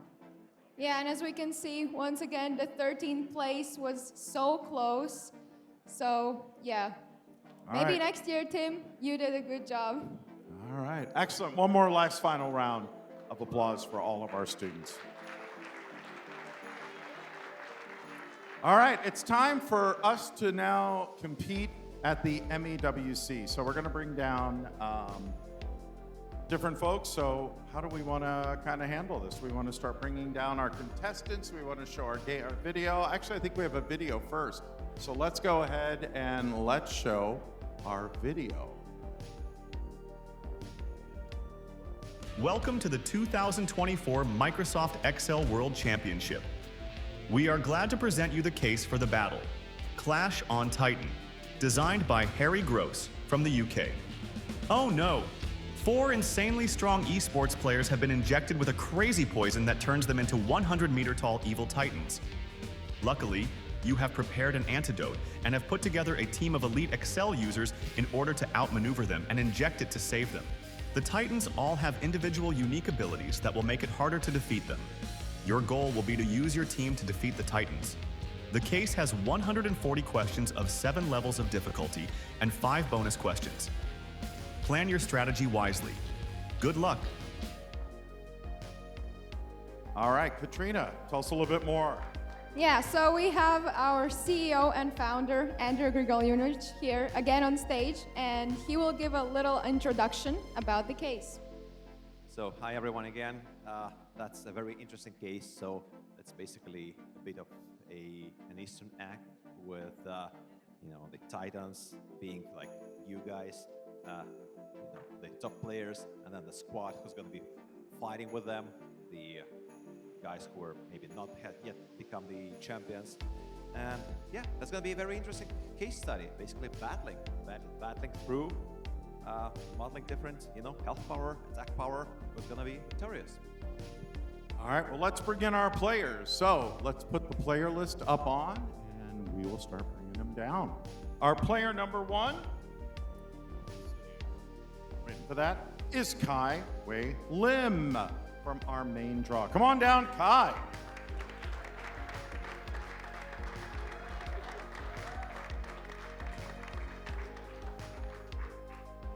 A little bit about Kai. He's a student at Singapore Management University, 4 years of Excel experience, and his favorite Excel function is actually my favorite too, which is conditional formatting. Our second. Yes, our second player is Gene Wallach. Come on down. And his favorite Excel function is let. All right.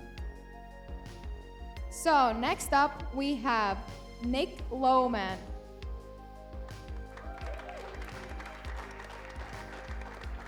Nick has an Excel experience of 12 years, and his favorite Excel function is also let. Impressive. He's the Director of Finance and Analytics at Good 7 Management. Everybody welcome Nick. Next up, Peter Charles. As you guys might remember, Peter competed last year and stayed at the 4th place. So let's hope he does better this year and maybe makes it to top 3. Peter is also a huge Taylor Swift fan and has had to put his Taylor Swift love on hold this evening by turning his shirt inside out. So a special awe for him. Ready? 1, 2, 3. That's what we like to hear. But look at the Excel experience, 19 years. That's impressive. All right, coming down next. Number 5, Thomas Marcello, Hayden Weisman. Thomas Marcello, Hayden Wiseman gave up his spot for a wild card to Thomas, so we want to thank Hayden, and come on down, Thomas. Thomas is the Brazilian Microsoft Excel champion 2024, so he already proved his skills in Brazil. It's time for the big stage. All right, Ben De Leon, come on down, Ben. Senior Associate at Landmark Properties, 9 years of experience, and he likes some product. And what product is that? Next up is Juan Cifuentes.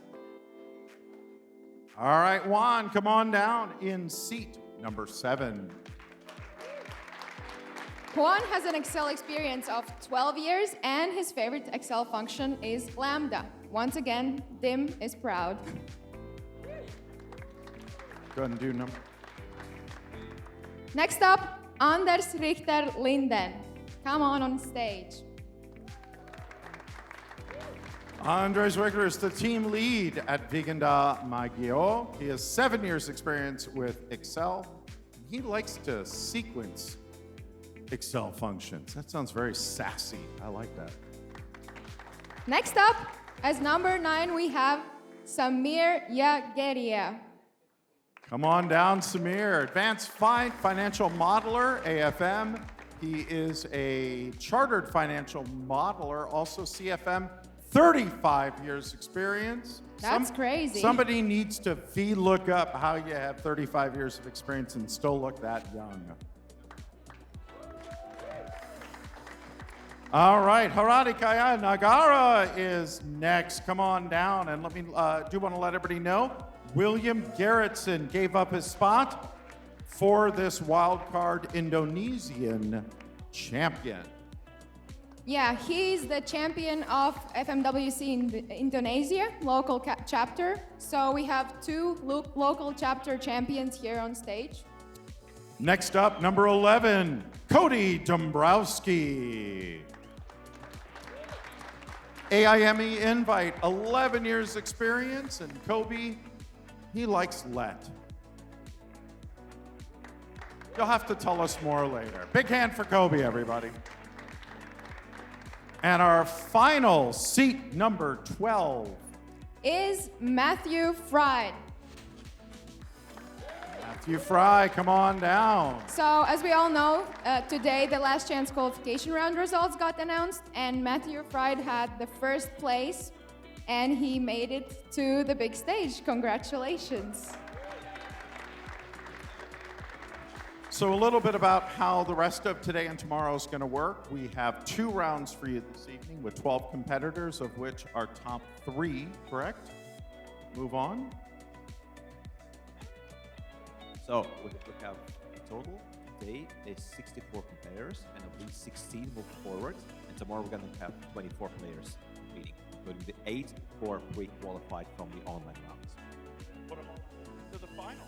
And then we will have our final tomorrow evening where we'll give away all the cool big prizes. Yeah, as we know, since October there were many online rounds happening. So here today on game day, we're seeing 64 players, and top 8 from last 32 is already qualified for tomorrow's game. All right. Before we get started, any questions from any of the players on stage or any of the folks in the audience? We have a question.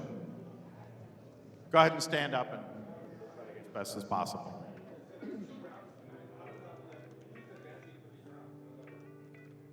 So the idea is that it's a combined score of both rounds. So all the 64 players are playing both cases.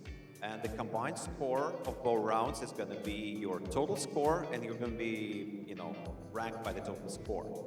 In case of a tie, the result of the second round will be the determining one. So if you are tied on points for both rounds together, and you are better than an opponent in the second round, you will qualify. That's again in case of a tie. Great question, thank you. Any other questions before we get started? Oh, one more, sorry, go ahead. What is out on, something's out on the computer? Oh, the lockdown on it. All right, we'll get somebody over there to take a look at it. So we'll pause here for a moment. And we'll get a tech over there and get that squared away. And when we get our thumbs up, then we'll get started. Yeah. The case we've already shown to you, have in front of you, and we'll give you a PIN number that will open up all of your data. The case is what we walk through up on the screen and what you also have in the printout. See, this is why the stuff we talk about, critical stuff. All right, we're just waiting for a thumbs up, and then we'll do our countdown, and then we should be good to go. There's another question? Yeah. Come on up a little closer so we can hear you. Sorry, say it again? Just the points. Yeah, the question was, does time count for anything? It's just the points. All right, we're waiting for our tech person to give us our thumbs up, and then we'll go. One more question, yes? Are the bonuses limited? No, the bonuses are not limited. So today, everyone can score all the bonus points. So if all of you 64 players score all the bonus points, you will all get points for everything. All right. No limits today. Did we solve our technical issue back there? Are we still? Not yet. Not yet, okay. Give it another minute. Any other questions since we have time? We have a question down here in the front. No, you will know this. So the question is, will you know the scores after round 1? And yes, it's going to be the same principle as after the students' results. Yeah. So during the right break, after the break, we'll come back and we'll give everybody all the results the same way we've been doing it so far. So you know how good you are after round 1 and how much you need to try in round 2. All right. Still waiting on our technical issue. Is that a thumbs up, we're good, or almost? Oh, we're still having an issue. Do we have a backup machine that we can move that person to? Not, probably not. Probably Do we need panels there, or? Okay, well, let's figure it out. All right. Entertain people with some Excel jokes in a while. God, I had a whole bunch of really bad puns and things like that. Who knows a good Excel joke? I will. Paul Barnhurst knows. He was telling a lot of jokes yesterday. All right, let's hear an Excel joke. If it's a really good one, I'll put one of the bits of swag I'm giving away tomorrow for it. So let's pick the top 2 Excel jokes. Who's got a good Excel joke? Now's your time to shine. Anybody, raise your hand if you have. Oh, over here. All right, tell your Excel. Come on up. We want to hear this. Come on up. All right. Jakub I didn't making mean it up to on the the stage. stage. I just meant up. No, it's fine. Go ahead. So, who's the most beloved Excel esport player by VBA? It's Dim. Wow. Okay. Can anybody top that? Literally anybody. What is the most dangerous sound? I don't know. What is the most dangerous sound? Cell. What is the most dangerous cell? C4. I got it. C4. That's like, cell R2 and cell D2 and cell 3PO. These are not the cells you're looking for. Yes, got it. All right. Are we good? We're good to go? We're good to go. All right. Excellent. Let's do a countdown, and then once again, we will announce the PIN number, which will unlock what you need to do. So, with that, Katrina, why don't you kick us off and do the countdown? So, are you ready, guys? All right, let's do it. 5, 4, 3, 2, 1. Excel! The pin All right, tonight here we go. is Here we go. 5252. Once again, 5252 is your pin. Have at it. Oz, Giles, take us to school. All right, here we go. Here we go. This And is notice- probably my favorite case I have seen in a long time. What do you think of? 4 Titan names that we're all very familiar with. Very familiar with. And Yep. then there's a list of who's in the squads, and you and I are not listed. Did you notice that? There's a very good reason for that, and that's Oh. fine. I like Michael Jarman's special power. He can just take away 6 competitors. He's probably wishing he had one of those powers for the finals today as well. Yeah. And All right, let's go to Peter Sharp. Peter Sharp, very well-known case author. Let's go to his screen first. let's see. what he's doing. I noticed Kai Wei is back. Well, we can see how much he's thinking Yep. very hard at the moment. Notice- I was hoping we'd get his spreadsheet, but his face is a nice substitute for the moment. Right. That does? Excellent. Okay, let's There we see. go. Let's see. All right, so we've got to remember, and this threw me off a little bit earlier, because in the kind of battle rounds throughout the year, there's limited numbers of bonus points that you can get. But you don't have that pressure here, so I don't think we're going to see what we see throughout the year, which is people kind of strategically thinking, do I need to go for this bonus point or this bonus point? They can actually just take this all in order if they want to. Exactly. And the bonus points are not contingent upon getting any levels. Absolutely. Correct.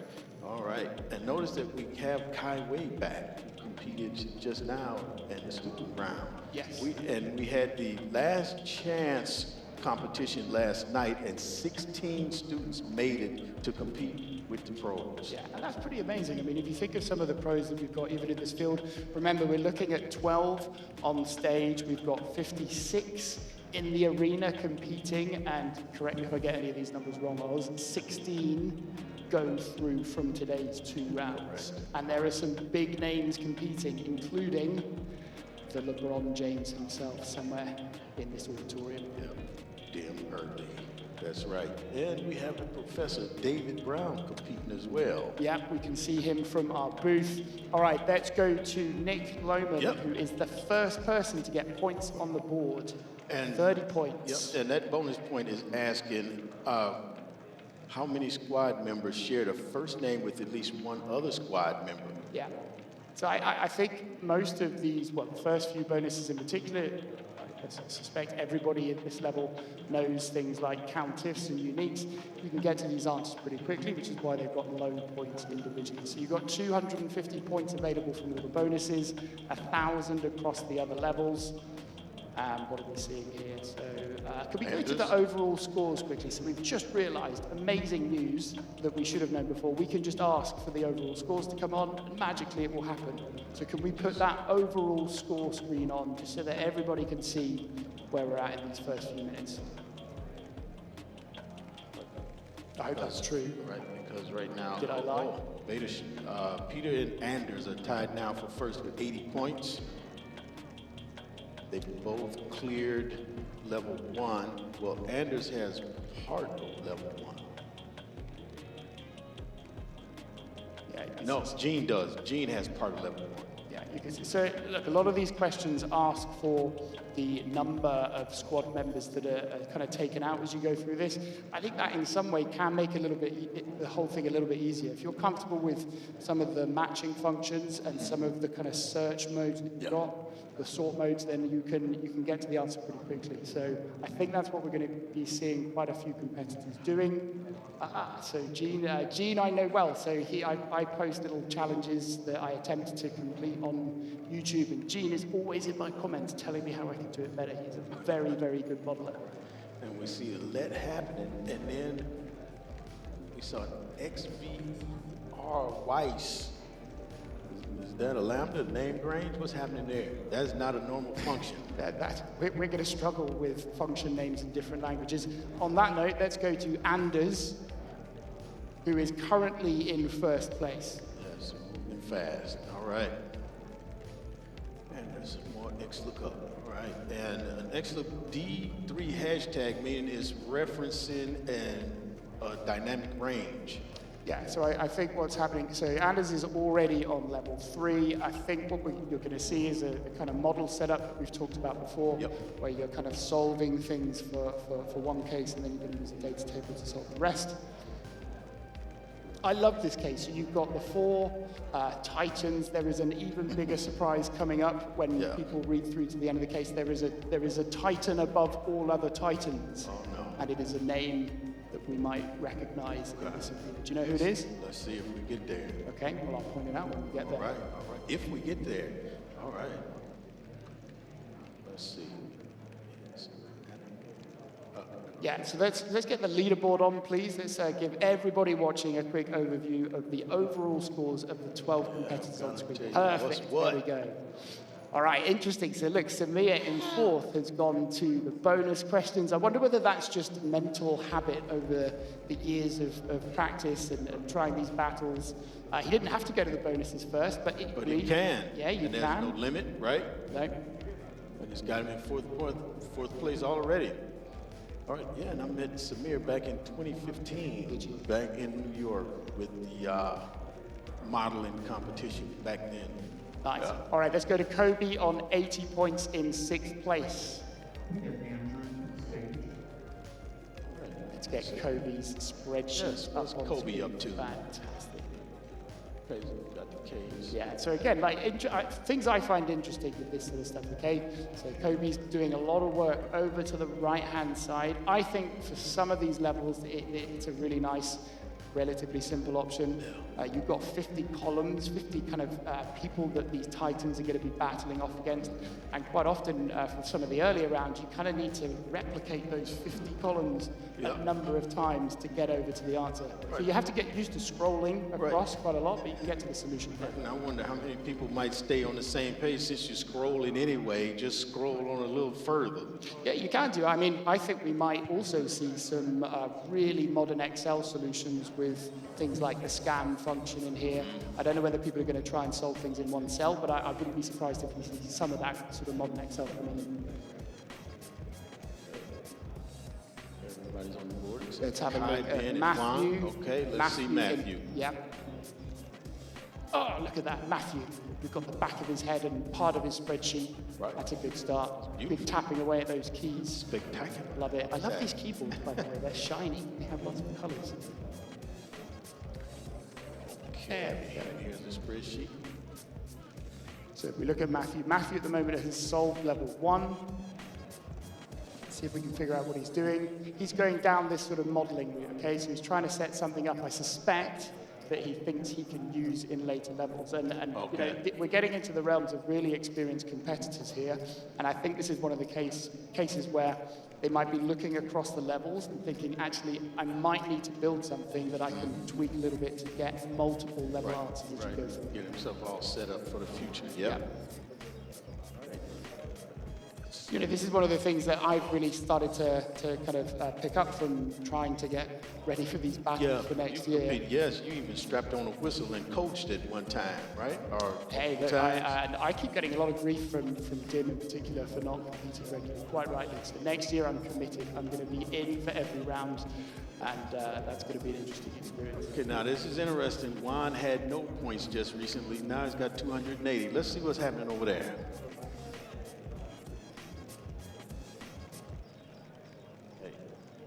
We can go to Juan, who is now in first place, 280 points. After we look at all these beautiful faces. I mean, Samir's, I thought he was just having a chat, but no, he's got a problem. Something's going on. Yeah, hope that gets rectified. Let's go to Juan's screen if we can. Okay, here we go. Perfect. What's happening over Level here? 4. Level 4. Oh, and here again, dividing the cases by the sheet. So level 4 is where Michael Jarman, the deadly beer expert titan that he is, starts to use his special power, which is not beer drinking in this case. It's actually just getting rid of competitors. All right. So as you go through these levels, Oz, I don't know whether you saw this, but in the mid-round you have to deal with 1 titan, then you have to deal with 2, and then you have to kind of also build the logic to say, all right, well, if there's still enough people facing off against the first titan, how do I build the logic to leave the remaining people to face off against the second, which I thought was really difficult. And then as you get even further on, you've got multiple titans and they can all come in different orders, which I think is really, really tough. Yeah, yes, and it's by Harry Gross. Harry Gross. This guy's scary. He pulls together some really creative and tough cases. Can we go to the overall leaderboard again, just so we can see where everybody is? Fantastic. Gene, my helpful YouTube friend, is in joint first with 1. It's very tight at the top still. Let's see what has happening with Kaiway.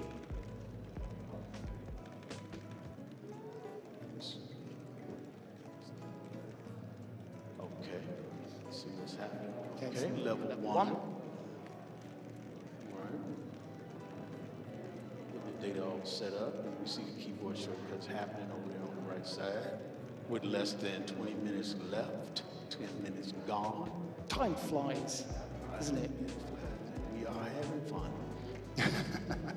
Okay, so let's leave Kai to what is it. So the first 2 levels, by the way, I think just kind of set the scene for everybody to get used to the mechanics of this, so you get used to what happens when you've got the teams of people that are facing off against these titans, but you haven't got the powers to worry about. As soon as you get to level 3 and beyond, you've got powers coming in, and it starts to get really tricky. Let's check out Thomas, the Brazilian champion.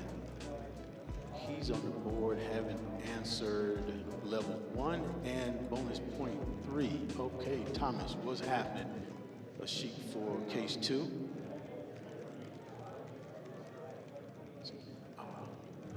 Got a sum function. Yeah, it is. It's always a nice added challenge for us to try and translate these functions. One we're going to fail at miserably, I think. But let's give it a go. Yeah, I'm up for that. Let's see. Okay, so you got a copy of the Squad Titans worksheet. Lots of activity. I think this is level 2, which is interesting. So I didn't think you got into the kind of need to put a data table over things until level 3, but you might be able to figure out what he's doing. Well, let's check out Samir, who's bounced into first place. Completely all of level 2. Do you know, I was speaking to somebody last night who was knocked out by Samir in 2021 and still remembers it to this day. Oh, man. Holding on to that. Hold on. Holding on. And then, man, as we were having that conversation, Samir rocked up and they met for the first time. Great moment. right. Samir, okay. Let's see what's happening. Level 3. Samir is on level 3. Yep. Okay, so level 3 is with the Titan William, who at this level essentially has a really high attack score. Yep. And that's it. So it's kind of a level up, but it's not too complex at this stage. He made a sequence function. Get the numbers across the top. So you'll see this lots of times with the pro players, all right? You've got the example text at the top. They're going to set out the logic for the model for this level across the top, and below you can see where he's copied in the numbers for the round. Yep. Eventually that's where the data table is going to come in, and that's going to give him all the answers for everything else at that level. Let's see if it works. Okay.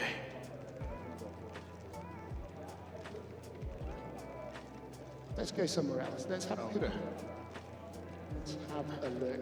Who have we not gone to, Oz? Harari. Oh, there's Michael Jarman, the powerful six. Let's check out Harari. Just what's happening there at 72 points. He's not happy. This is a great shot. We should stay here for at least 10 more seconds. All right. Harari. Okay. Okay. Got one bonus question. But not yeah, so he might just be choosing to work through these. I think the first 3 in particular you can get through quite quickly. It steps up a little bit in bonus question 4 and 5. But the first 3 I think you can get to pretty quickly.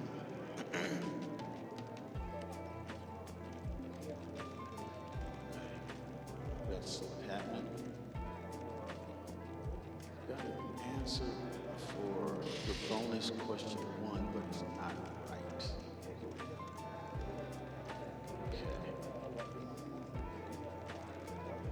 Okay. Looks like peeling out the first names. Let's see. He's got an answer for level 2. Guys, we have 15 minutes left in the game. Okay, halfway through, I think let's put the leaderboard back up so we can just check in with everybody at this stage. Yeah, remember, this isn't everybody that's competing. We've got 64 players total in the arena. That's so right. These are just the 12 on stage. Okay. It's very, very tight. If you look at that, top 10 players, we're looking at about 160, 170 points in it. Very, very close. Let's go to Juan. Juan has answered the first 3 levels. Yep. All clean. Yep. All clean, but then you're getting into much more difficult territory. Very difficult. And also part of this competition is we have some people who qualified to compete tomorrow. Yes. Right? Yep. Yeah, so one of the biggest talking points this kind of whole competition was Liana. Liana's been on an amazing run. Yes. Knocked out Dim. Yep. There was Yep. 5 points in it at one stage. Yep. We were all watching virtually somewhere. Yep. Very exciting And moment. Dim wasn't supposed to be here tonight. He was supposed to be here tomorrow, but Liana sniped. Got it. All right. Let's see what's happening here. So interestingly, I don't think we've seen anybody going down the kind of really embedded, kind of let lambda route so far. Right. Everybody's turning to this kind of single line solution with a data table over the top. Right. And I was expecting to see more lambdas when you have so many people saying that they love lambdas, that's their favorite. But I'm not seeing, we've seen 1 lambda so far. But there's one thing I want to straighten out. Kai Wei said conditional formatting is the favorite function. Oh, we should talk about a few of these. Well, conditional formatting is not a function. It's a feature. That's really cruel. If he hears you now, you're going to mentally put him off in the middle of his battle. Hey, somebody else said VLOOKUP was their favorite function. I thought they should have been kicked out. Now that was, no. If that's what somebody likes, it is a function. Now, Gene, out in first place. What's happening with Gene? 440 points. All right. Count ifs. Look at this. We see a lot of basic functions here. But this is for the, I think he's turned to the bonus, potentially. Okay. Countifs. I might be wrong. Gene is very, very capable of turning to the modern let lambda solutions. Okay, But capable. he's choosing All right. not to. When necessary. All right. Back to the case. Okay. So he's turned to the bonus questions. I have a feeling he's probably going to carry on doing this, at least for 2 and 3. And bonus point 1 is correct. All right. So he's going to go for bonus point 2. This is really interesting to me. I think what they have to do is put the answers in a different spreadsheet. So Gene is setting up his screen with the 2 spreadsheets. That would drive me nuts. Do you know what I mean? Because you can see half of what you want to. Right. Okay, let's check out Nick. All right. Chewing that gum. Like this. Yeah. God, so confident. All right, let's see. It's Nick. He's currently in second place. All right. A lot of mouse movement, not much keystroking. Okay. So I think this is, I saw Michael Jarman's name up there as the Titan, which makes me think this is level 4. All right. And what gets hard here, Oz, there's a stage where, you know, it may not be level 4 exactly, but where you're running through this battle with individual players against the Titans. If you get to the end of the list of whoever's in that kind of squad, if some people have still got health, the battle starts again from the start of the list of the remaining players. So you've got to figure out a way to kind of build this kind of multi-round level of battle somehow, so that you're running that battle until the Titan is defeated. All in Excel. Yep. See? All in Excel. Excel is not going to die. And I can tell you for a soon. fact, I could not do that with a lambda in one cell. I would have to break that out into multiple levels. Right. That would be fine and an excellent strategy. Let's see what's happening here. Let's go back to the leaderboard quickly. Gene has pulled away with a lead of 230 points at the moment. Let's get a cheer for Gene in the auditorium. Yeah. Let's come on, y'all. Wake up! All right, so we have about 10 minutes left. In first place, we have Gene, 582. 10 minutes remaining. Samir at 282. 10 minutes remaining. Let's see how Samir is doing. Just had to change here. Let's check out what Samir is up to. All right. We got some frenetic gum chewing. Okay, here's Samir. Samir is working on level 3. Samir has got 3 bonus questions already. I thought some people would do this. A lot of people are saying, oh, we've just seen, who was that? Matthew has just got bonus level 5. That's taken him out to 3rd place, joint 2nd place. Let's stick with Samir for the minute. Yep. Okay. Next up.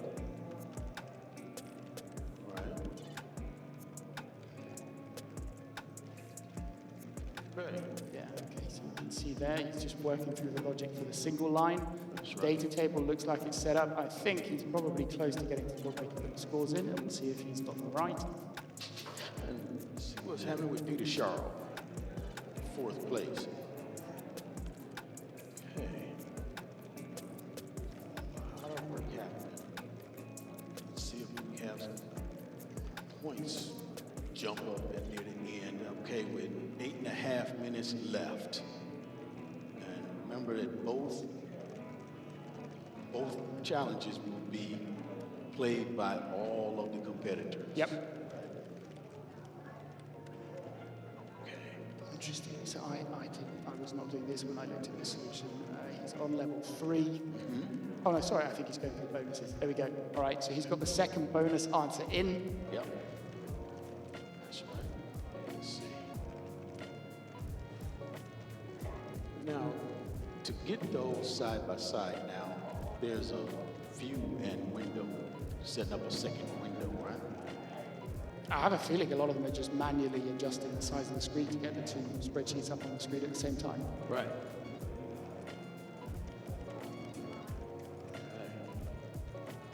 All right. Let's see if this is going to get it for him. Yeah, so Bonus level. what you Bonus just saw question there 3. was another nice little tactic. So he's using an X lookup with a number that he knows is higher than anything that will be in the list he's looking up. And then you can use the search mode to get, I think it's the nearest lowest from that high number. All right, let's go somewhere else. Let's have a look at Ben. Currently in 8th position from those on screen with 260 points. And not much happening in the top few positions. Let's go to Ben de Leon. Ben de Leon. Right, 2 levels, first 2 levels completed and 2 bonus questions. Okay, this is fantastic. That's right. Okay. So Ben has got levels 1 and 2 completely right. He's got bonus questions 2 and 3 right. And I assume he's currently working on level 4. Oh, no, it might be 4. It's level 4. And interestingly, I was like, I think the points are quite evenly split. I wrote them down somewhere. So you've got 1,000 points across these levels. You're right. 1 to 7, right? 7.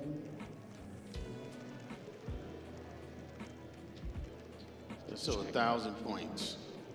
Yeah, so the first 2 levels are 80 points each, the third level is 120 points, 4th 160, 5th 180, 6th 180, and 7th is 200. So they get a lot harder. You don't get that many more points even when you get to level 7.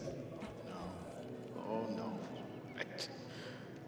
Okay, and not much action at the top. Peter Charles is in 2nd place. Let's check out what Peter is doing.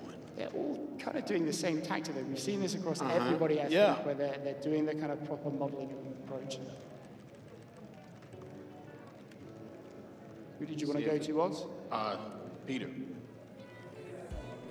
Oh, tied for first now. We have about 5 minutes remaining, a little more than 5 minutes remaining. All right. Yeah, so Peter's just put points on the board. Pete and Jean are tied for first at 570 points with exactly the same points from each round. So they've both answered levels 1 to 4 completely right. They've both got bonus questions 1, 2, and 3 right. Both tied at the top of the leaderboard for those on stage.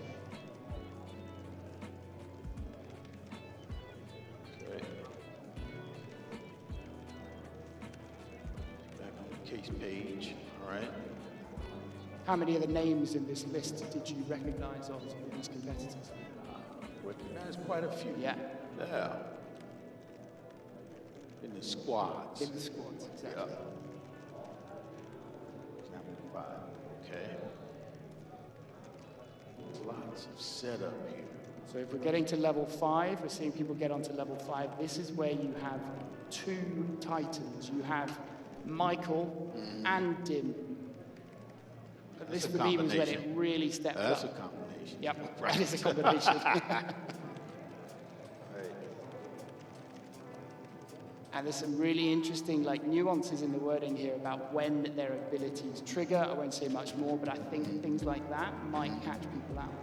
Getting those flags right in your logic, you know when an ability is triggered if you're kind of moving from one titan to another.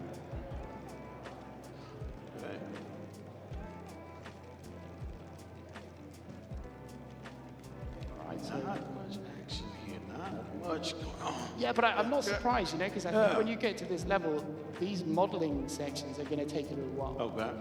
And I think let's see. You could do it in a way where, with a little bit of tweaking, with you've got less a than solution 3.5 that minutes works across 3 or 4 levels. Some of that's got to start paying off because we're running out of time. 3 minutes.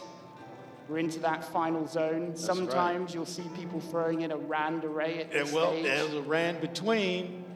Rand between. Thank you for correcting. All right, we have 3 minutes left. Let's take a look at our leaderboard and where we're at. All right, we have Peter Charles, Jean, and Juan, and very, very few points separating Peter and Jean. So about 2.5 minutes left. Final sprint, Oz. Let's see our final sprint. All right, who do you want to go to for the final sprint, Oz? Where do you want to go? Let's check out Kobe. Let's see. Let's Go to Kobe, currently on 310 points. See if Stick with him. If there's any potential to come up with 200 points. Right? This is for the qualifications to be able to play tomorrow. Yeah, but remember, we don't know exactly where he's going to finish. There's Right, exactly. 64 in the room. Total, right. He's looking at the bonuses. I think this is probably a good move. If you're not really close to solving any of the main levels, you're looking at the board, you've got 2 minutes left. See if you can get some bonus points in quickly. Or do the random array. The random And array, see, exactly. see what you can get. Yep. Sort of bad. And you know, to be honest, a rand array in some of these levels might not be a bad shout, where it's looking for the number of people killed in the squad. So it's not like it's a crazy list of numbers it could be. You know it's going to be a whole number. It's probably between, I won't say, okay, everyone can hear me. But a rand rand between might be a really good shout. Got sort by and that's a relative function. Yeah, and again, one of the bonus questions, if you're comfortable with sort by, I think there's 2 conditions that you need to sort by. If you know it, there's easy bonus points there for you. If you don't know it, it's pretty tricky. Yeah, very tricky. Right. All right, we are close to the last minute. Can we get a cheer for everybody? 1 minute. One minute to go. All right. Yes. Let's take a last look at that leaderboard with about, a little more than 30 seconds to go. At close second place. 8 points, Gene has jumped into first place. Peter at close second place. And Matthew has jumped into third place. Right. Wow, quite a shakeout. All right, just a few seconds left, everybody. See if some of that setup, all that data and planning, see if it's going to pay off or not pay off. It's going to turn into something like a payday loan. You put all that stuff in there and then you wind up in trouble. Okay, no, drinking water. How much time do we have left? We got 18 seconds. Last 15 seconds. I want to get an arena-wide 10-second countdown. Are you ready? Oh, yeah, 10, go. 9, 8, 7, 6, 5, 4, 3, 2, 1. All right, hands off keyboards, everybody. Let's take a look at the board. And these are the only 12. Oh, let's take a look at our board. I think we're going to wait till after our break. Oh, here we go. All right, Gene, Peter, Matthew, and Ben, Juan, our top 5. Excellent job. Big hand for everybody. So now let's take a 15-minute break, and then let's get back to the full results. All right. We'll get back. Full results when we get back, and then we'll get set for our last round of the evening, everybody.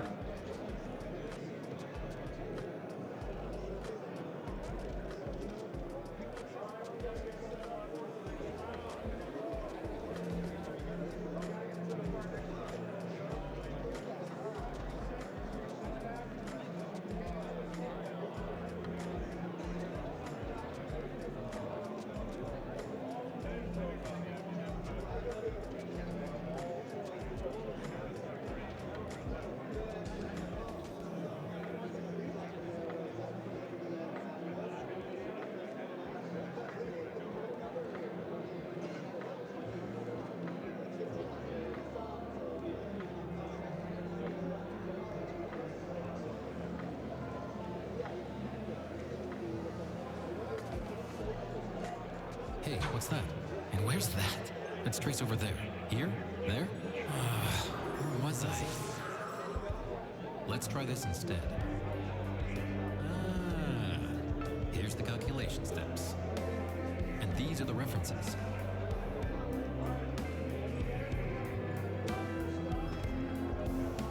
All in one visual map in Excel. Get TurboTrace totally free.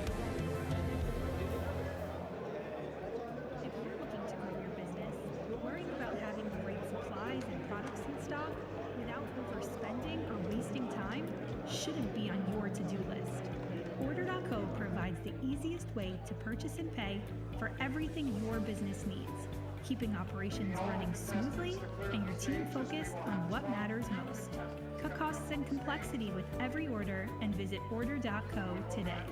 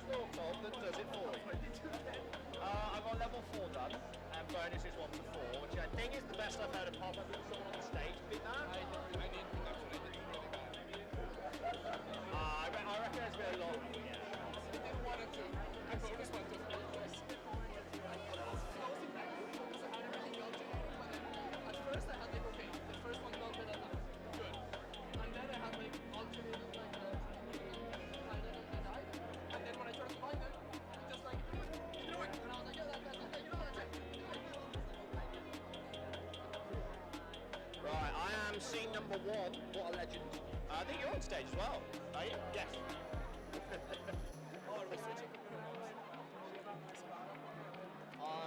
Who has to ask?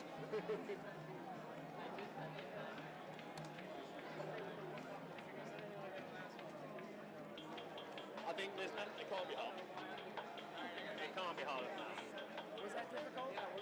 That's one of the hardest ones we've had. I think that would be like a top 5 hardest ever. That is, I don't know how you...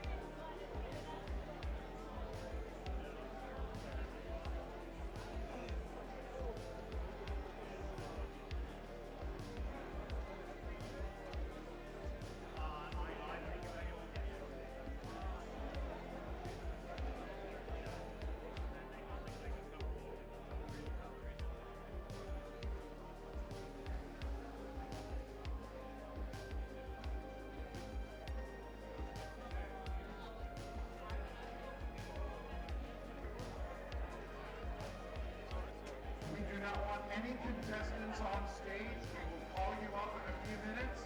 For now, just sit tight to get all the machines reset, and we'll call you up and let you get started. So no one up on the stage yet.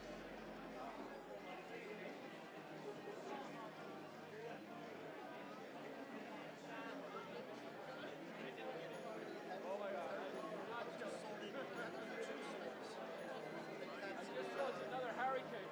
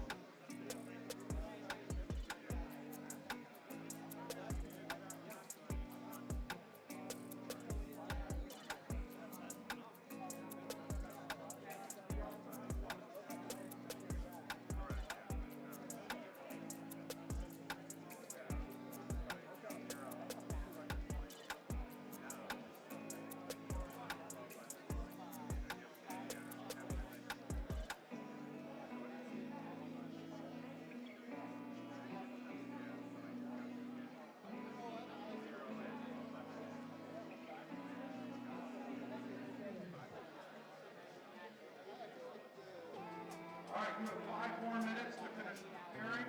9:25. You will go ahead and get ready to start the next round. If you're having an issue, please come to the stage immediately and let us know.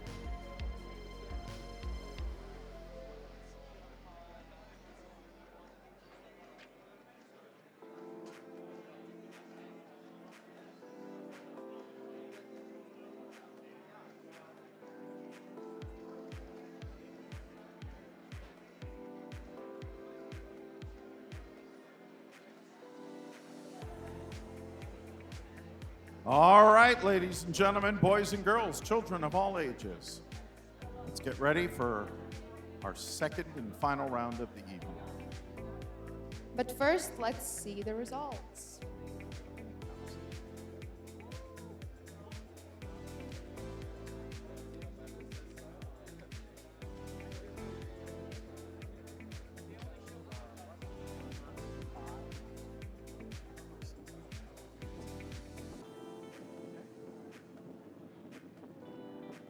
No rush. You've been waiting on us enough of the evening. We're happy to wait on you for a few moments.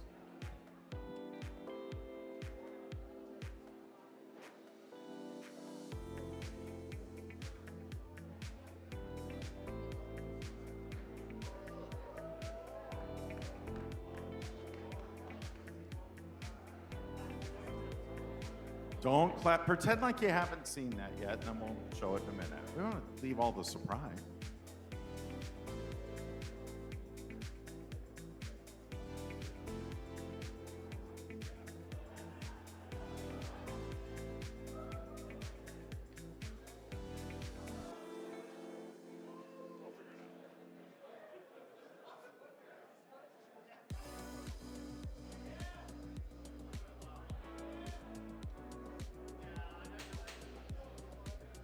All right, Excelites, how are we holding up? Good?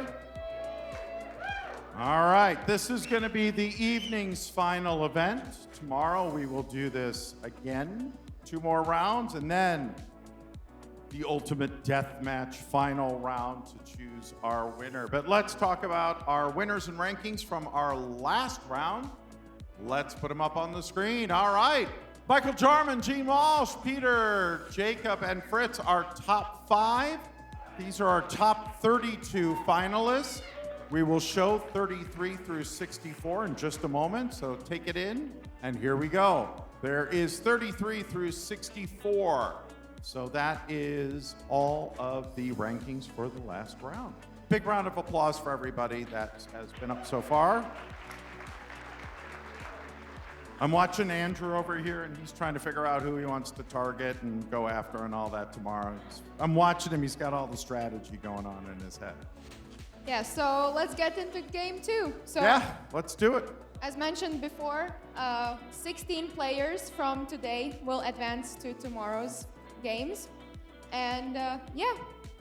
All right, let's start bringing out our next game 2 round. Who are we starting with to call on down?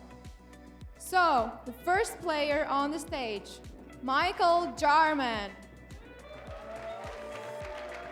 Come on down, Michael, head of model development and operators. Jarmy Army. 10 years of experience, and he's a big fan of sequence. Next up, we have Salt Mogiorossi. 15 years of experience in sequence. I think we need to make sure these guys are not copying off each other since they have the same amount of experience and the same favorite Excel function. Come on down, Zord. Next up, Reed Boyden. All right, Reed, senior consultant at Co-Resnick, also 15 years of experience, but he's different. He likes the X lookup. Reed is one of our wild cards. Adam Carter was supposed to be here, but he's waiting for a baby, so he's not here today, but Reed is. All right, next up. Next, we have Helen Dupre. Come on down, Helen. She's our Madagascar champion and also MECC 2023 finalist. That does not look like Helen. That Stop. is not. Go back. Go back. No, stop. Go back. You are not Helen. We are going to call you Helen for the rest of your life, and you are not even a Helen, so we don't want to do that. Helen. Come on stage. All right, Helen, now let's do this properly. Go back. Let's get Helen's picture up. Wait right there. All right, Helen, are you ready? Come on down, Helen. We don't want to take away her moment. Traffic engineering analysis, City of Pueblo, Colorado, 15 years, and she is all about the let. Helen, run down that tunnel. Make us proud. Big round of applause for Helen. 15 years of Excel experience. No That's one is going to impressive. steal your moment and take your name away from you, I promise. Exactly.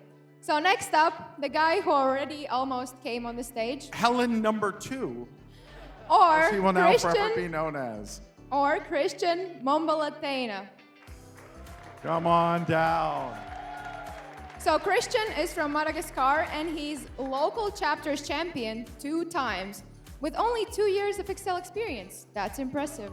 And his favorite function is Lambda. You got a little nervous. I get it. It's nerve-wracking being up here. I understand. It's all good. Next up, our 6th player on the stage, Sergio Trifletti. Sergio has 10 years of experience with Microsoft Excel, and his favorite function is the sum ifs. I wish I had some ifs. I wish I had some bugs. I wish I had some coconuts. By the way, when we're done with this, before we kick it off, Oz has a joke, so we're going to let Oz tell his joke. So, all right, moving right along. Number 7, Michael Clark. Another 15-year veteran, loves the VLOOKUP, and big fan of the cricket, which I would love at some point for you to sit down and explain that game to me.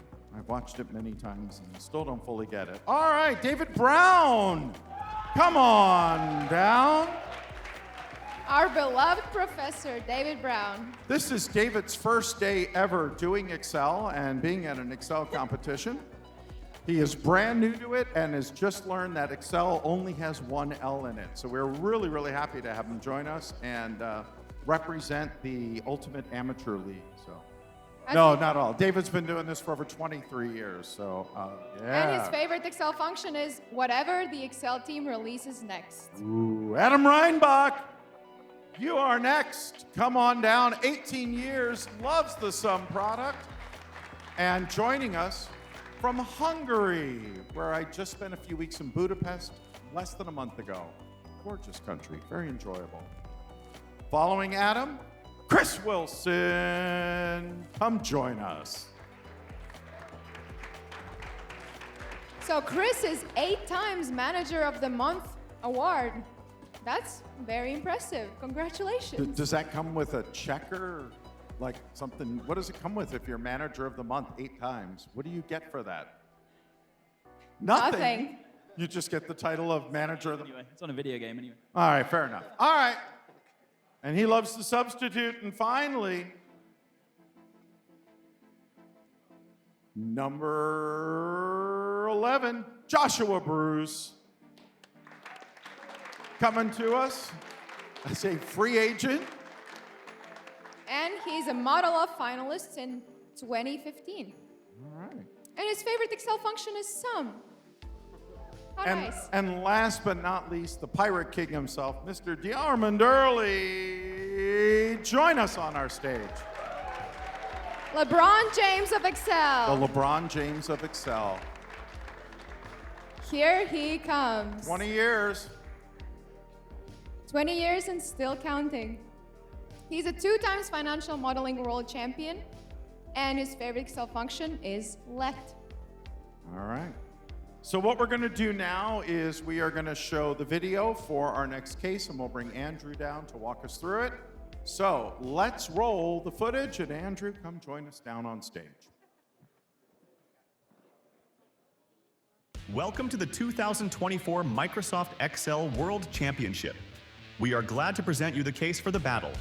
Lana Goes Ice Skating, designed by Harry Gross from the UK. Lana Banana is a monkey who loves bananas. She has heard that a nearby frozen lake has been covered with snowmen, crystals, and more importantly, bananas, so she's gone to get her ice skates. As a monkey, she's not that good at ice skating and can only move in straight lines, up, down, right, left, and all 4 diagonals. In later levels, the ice crystals will speed Lana up, and the snowmen will slow her down. Lana will install bouncy boundaries on the lake to help her get more bananas. Your goal will be to help Lana collect as many bananas as possible. Now go grab those bananas. The case has 140 questions of 7 levels of difficulty and 5 bonus questions. Plan your strategy wisely. Good luck!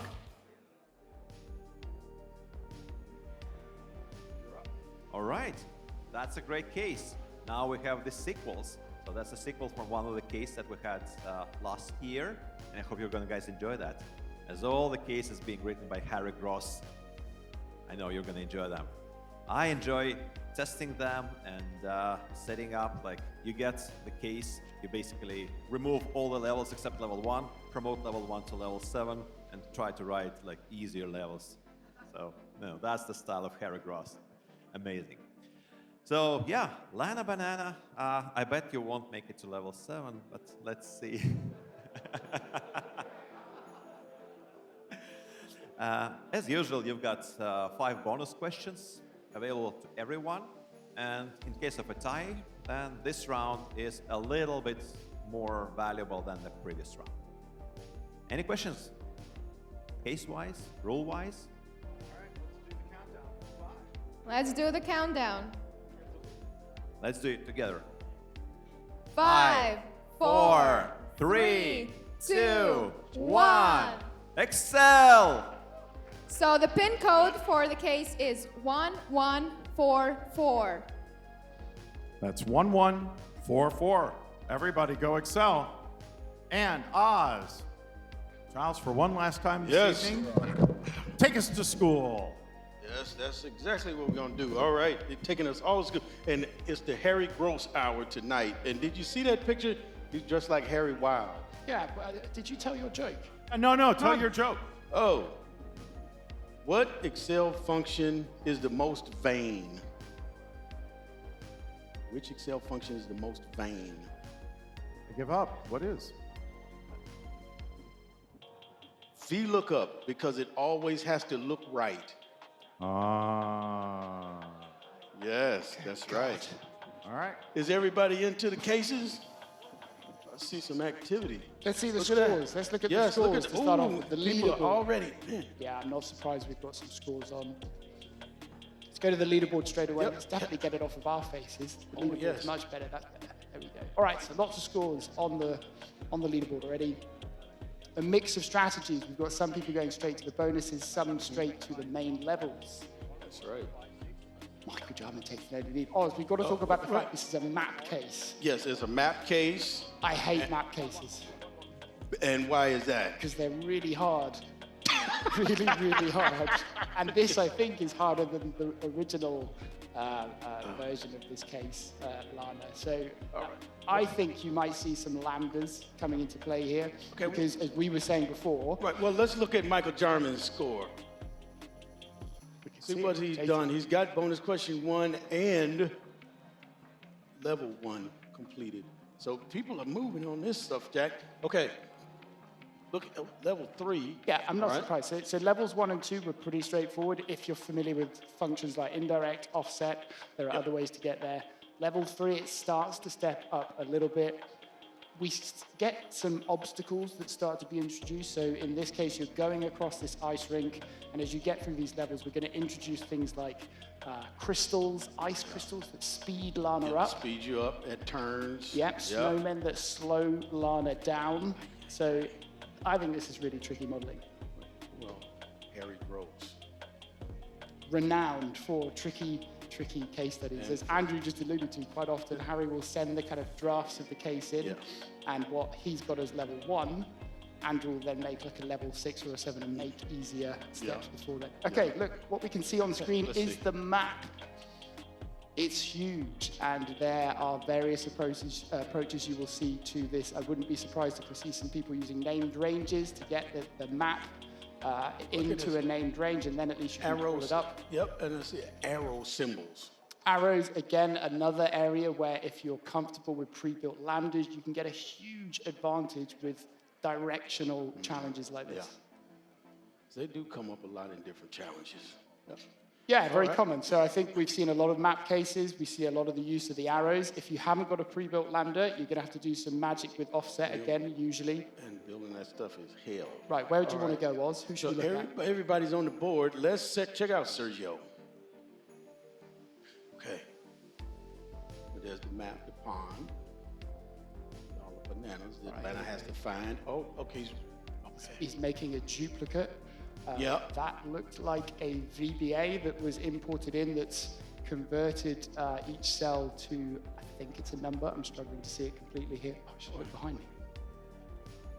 I think every cell has been converted to a number depending on what's in there. Mm-hmm. All right, let's see. All right, and Jarman, let's check out Jarman. Let's check out. There's a three-way tie for first already.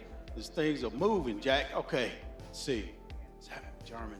And with 5 minutes in, everybody is on the board now. Well, hey, before we go to Michael, why don't we look at the leaderboard quickly, because we've got a three-way tie at the top. So if we go to the leaderboard just very quickly, we've got David Brown, Joshua, and Dim tied on 160. We've got Sergio just behind with 140. That's right. Let's go to Jarman. Okay. Guy who shows up in his sandals. All right. Let's go to one of them. If we could see the leaderboard first. Just want to show everybody this tie.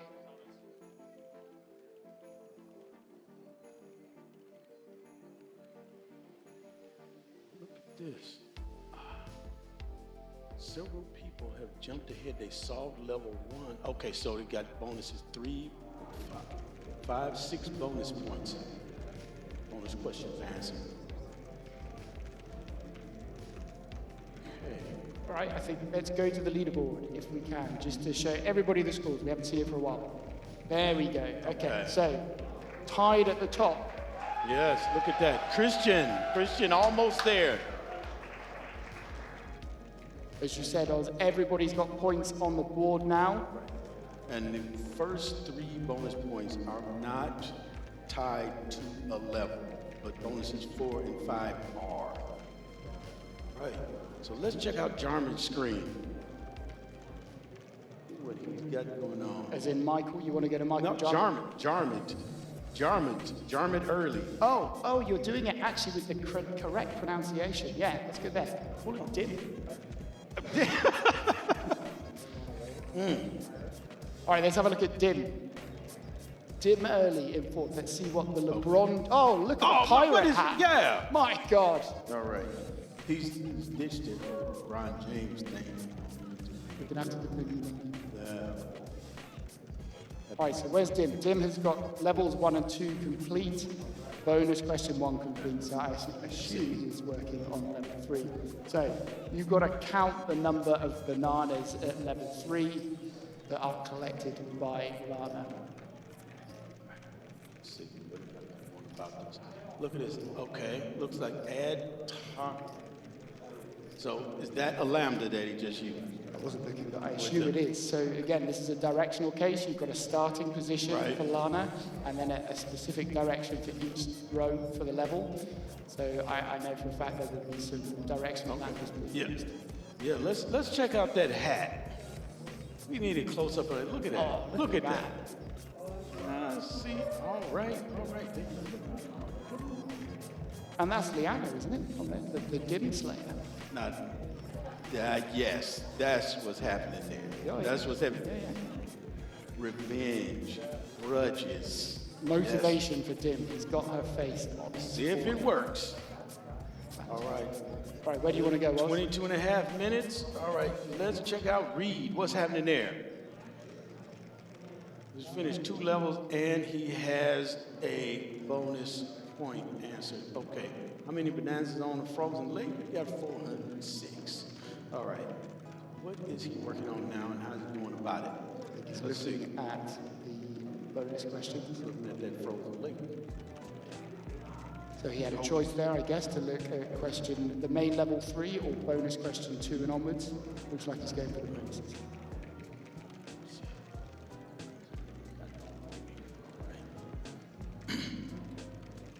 And you know, that might be, even if you look at level 3, level 4 onwards, there's quite a lot of, well, from level 4 there's a lot of text. You might just look at some of those questions and you just get some quick points on the board from those bonuses. Strategy. All right, let's check out Christian. He's doing pretty well. You know, people are still kind of tight here. All right, so it's still anybody's game with 21 and a half minutes left. Let's see what's happening with Christian. think it might be a low-scoring round. Again, I think this is a really hard case. I don't know if you've tried one of the map cases. They're a mess. They're a mess trying to understand them. And then you got to watch out for corners. The corners, like you look at something that's adjacent. Well, something that's up, down, left, right is obvious, but the angled ones, so they can trick you up. Some of the pre-built lambdas that you'll see will deal with that. So you'll have kind of variables that will allow you to put diagonals in rather than just straight lines. Okay, so now Christian's got a scan and a lambda happening. Okay, it's happening. Okay, 9th place, 40 points. Yeah, so what you've got going on there, that is a scan's going to give you that kind of cumulative position with each of the individual steps kind of logged one by one over to the right. And you can see there, J, over to the right. And you can see there in column H, you've got the individual direction for each of the rows within this level. The starting cell in column G. So you need to, I don't know if he's used it, I'm assuming there might be an indirect in there somewhere.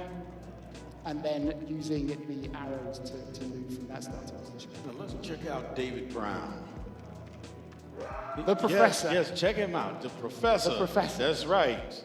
Couldn't get the folks off the island. But he did bring a van load of students to us, right? Well, huge respect to him, you know, he's brought 100 students along and he's putting himself out there on stage. That's right, that's right. And he did make a promise, by the way. What's that? I heard that every time a student gets a higher score than him, he's going to buy them, I think it was 10 beers each. Is that right, David? I'm looking over. Now that I don't know. Some liability. Oh no, here. that was the first. Hang on, I'm going to get him in trouble. That was the first half of the story. The second part was that all of the students aren't old enough to drink, so he then said he couldn't do that. Right, exactly. Had to finish that story. There's David Brown, the professor. Man, okay, David Brown. Let's see. Right. In this four-way tie. Oh no, Dim early. Jarmid early. David Brown, I've co-hosted with a couple of times, and whenever we co-host, we look at our solutions together before, and I can tell you he is brilliant at some of these more complex solutions. Very, very capable of competing with these top guys. Now see, in this level, now we're seeing like address function. I saw some curly braces, all this transpose function, roll functions, all kinds of juicy stuff is going on here today, folks. In the final round, and tomorrow's. Yeah, well, you see, when you see people doing a lot of the movement stuff with the indirect, you'll see things like address used as well. We've seen a scan. Yeah, let's check out the leaderboard. Let's see what's happening with everybody. All right.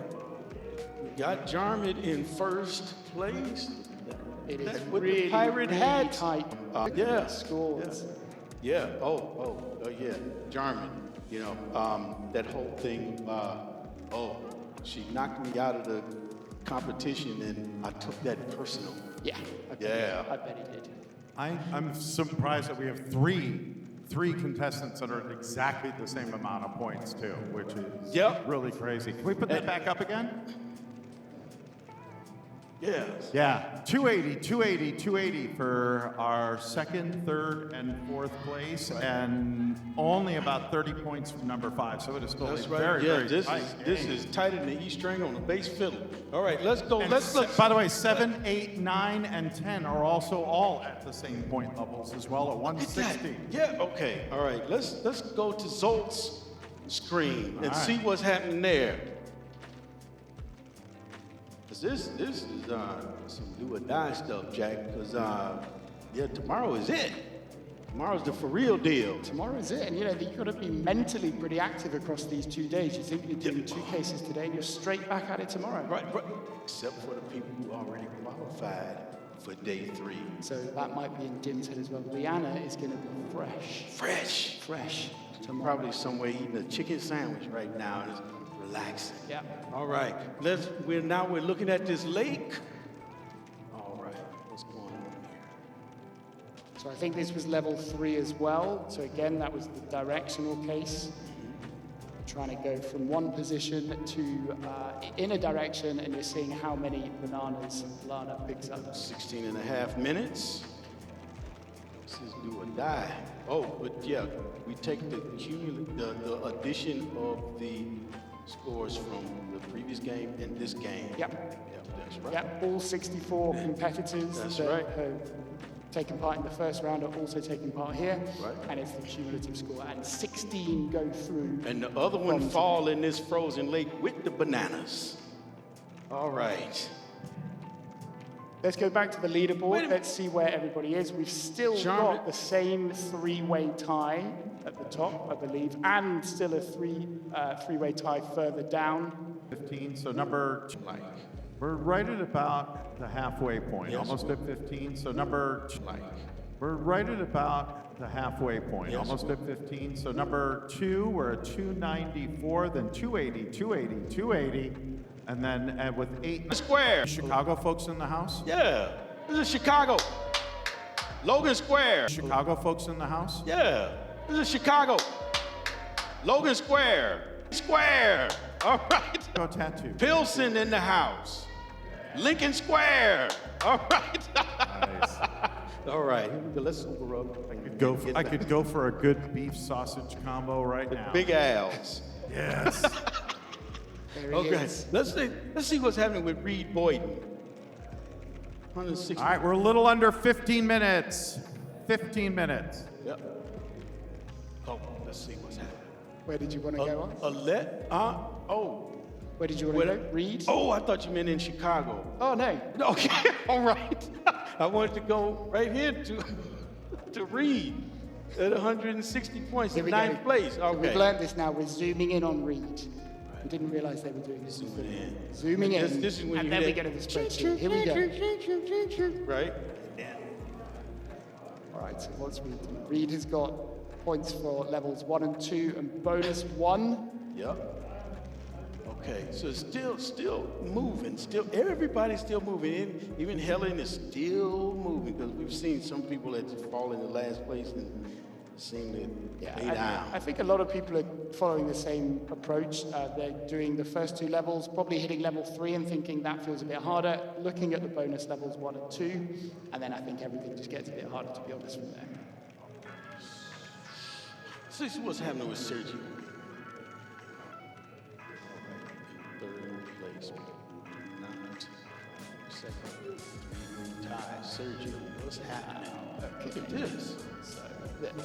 Again, this is some data table setup modeling, I think. You've got columns of logic going across from column AC all the way over. I don't know which level this is. I think this is example 4 at the top, so this is probably level 4.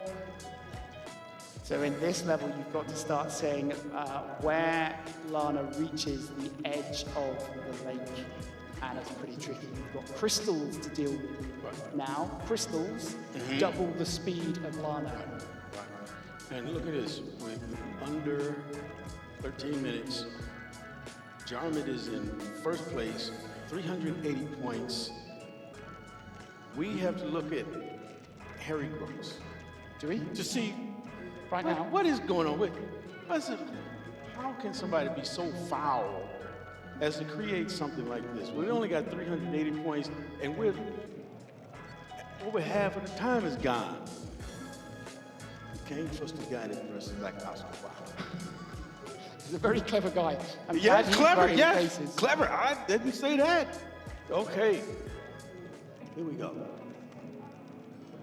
All right, so on to level 4 points. Did that move? Did that move the scores? I didn't see.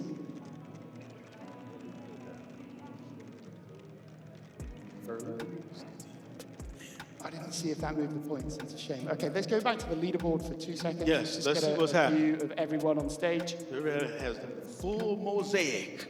Remember, for people watching, you are seeing the scores of the 12 people on stage. There are a total of 64 competitors in this round.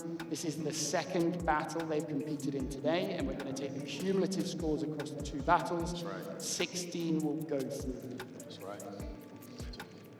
All right, let's go to the leaderboard if we can.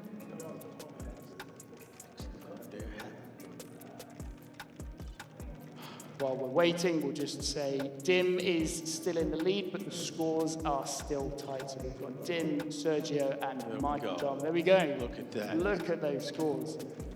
Dim has just taken another leap forward, though, as we turn to the leaderboard. I think he's just got level 4, potentially. I wonder if he's just said, look, just never mind with all these other levels. Just go to the bonus points. Which we could ask him that with his pirate hat on. Well, he's done 2 things nobody else has at the moment. He's got full points for level 4, and he's got bonus question 4 as well. Right. Should we go over to Dim and just have a look at where he's at? I assume he's either looking at level 5 now, where you've got snowmen as well. So you've got crystals that speed Lana up. You've got snowmen to deal with that slow her down. Dim? I don't know where is it? Okay, there he is. There he is right there. He's in the zone. With the snowman. What is it? In the zone. Mr. Coal Mines. Right, so we've got Dim on screen. We're almost into the final 10 minutes of this second battle of the day. Let's see. Yeah, you got to give it up to them because they've done this back to back. And yeah, we see 12 on the stage, but we got a total of 64 competing. We're at 10 minutes. 10 minutes remaining. 10 minutes remaining. Yeah. All right. And if you look at what he's doing there, so if you look at some of these columns, you've got a count of the turns, which you definitely need to answer the question. But you've also got a column in there that was looking at the speed. So you need to, I think this is where it's a little bit harder than the last Lana case. You've got to actually set up logic that adjusts the speed of Lana depending on whether she hits a crystal or a snowman. Or stops. So if you look at column N, if you hit too many snowmen, and your speed goes down to 0, you stop. So he's got a flag set up there. Good. Lots of nice logic column by column. Beautiful. It seems to be working for him, this strategy. Again, what we've seen so many times already today, over on the right-hand side, you've got the data table ready. So in R5, I think it is, that's going to be the one live cell, and everything around that is the one-way data table that's going to give the answers to every other question in that section. There it is, you see? So Dim still with a commanding lead. He's still about 200 points ahead. And you know, this is pretty cool to see because there's a whole lot of hoopla around Python, let, lambdas, and we're still seeing XLOOKUP and sum and ifs. Yeah, we saw one competitor in one of the qualifying rounds do 100% Python modeling and did really well in it. It might just be a case that not that many people have got up to speed with it yet in Excel. We will see. Where do you want to go? Should we have a look at the professor? Yes, let's see what the professor has got going on. He's made a radio out of a coconut. All right, let's see. I'm hoping we get a nice zoom-in shot towards his face, just to really put him under pressure. Oh, he got straight to the spreadsheet. Okay, where is he? David Brown is... With 8 minutes left. So he's answered questions 1 to 3 in full. Bonus question 1, I'm assuming.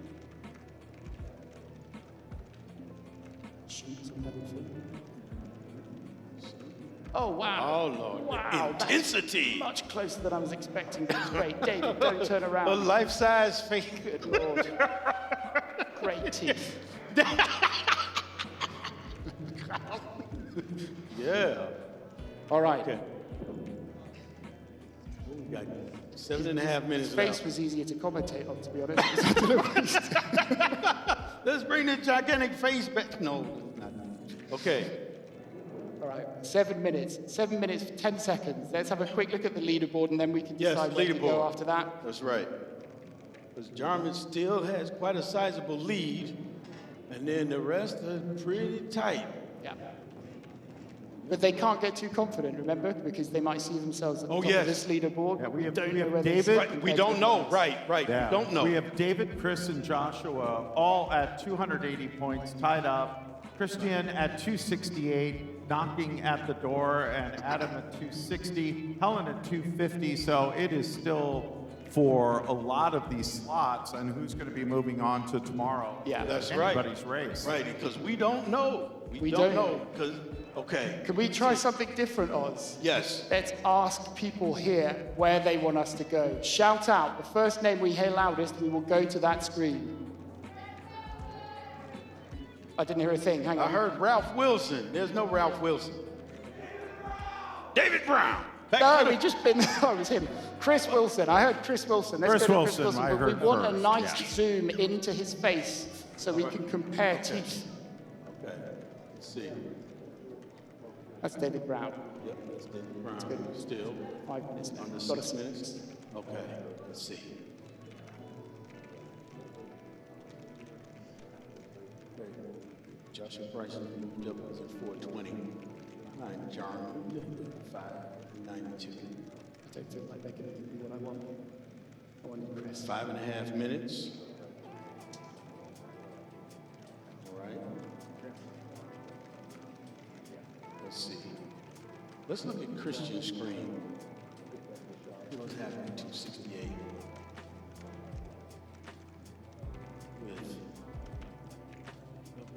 With Little over 5 minutes remaining. that's right.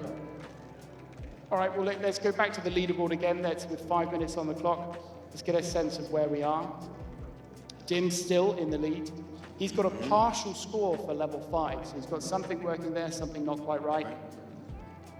He's the only person on the leaderboard anyway to have any points for level 5. Okay, let's look at Joshua Bryce. Right, and nobody at level 7 at this point. I don't think anybody's going to up to level 7. I'd be amazed. Because you start bouncing. Right, You have to yeah. model bouncing off the edge of the lake. Is that where you might see the mod function? Do you know what? I struggle to even understand the question. It's hard. Right. Because Lana, this monkey is sliding, and then you set it up to where rather than stopping or turning, Lana can bounce back. Yeah. Yep. That's tough. And lots of ref errors, like Stephen Rose's shirt. Look at that. Okay, got a max function happening. All right, what's going on? Okay, 4 minutes left. 4 minutes. What do you do at this stage, Oz? You've got 4 minutes left. If anybody's sitting on points, put them in. Do you think that's a big thing then? As in, you think people hold back from putting them in the spreadsheet? I think sometimes.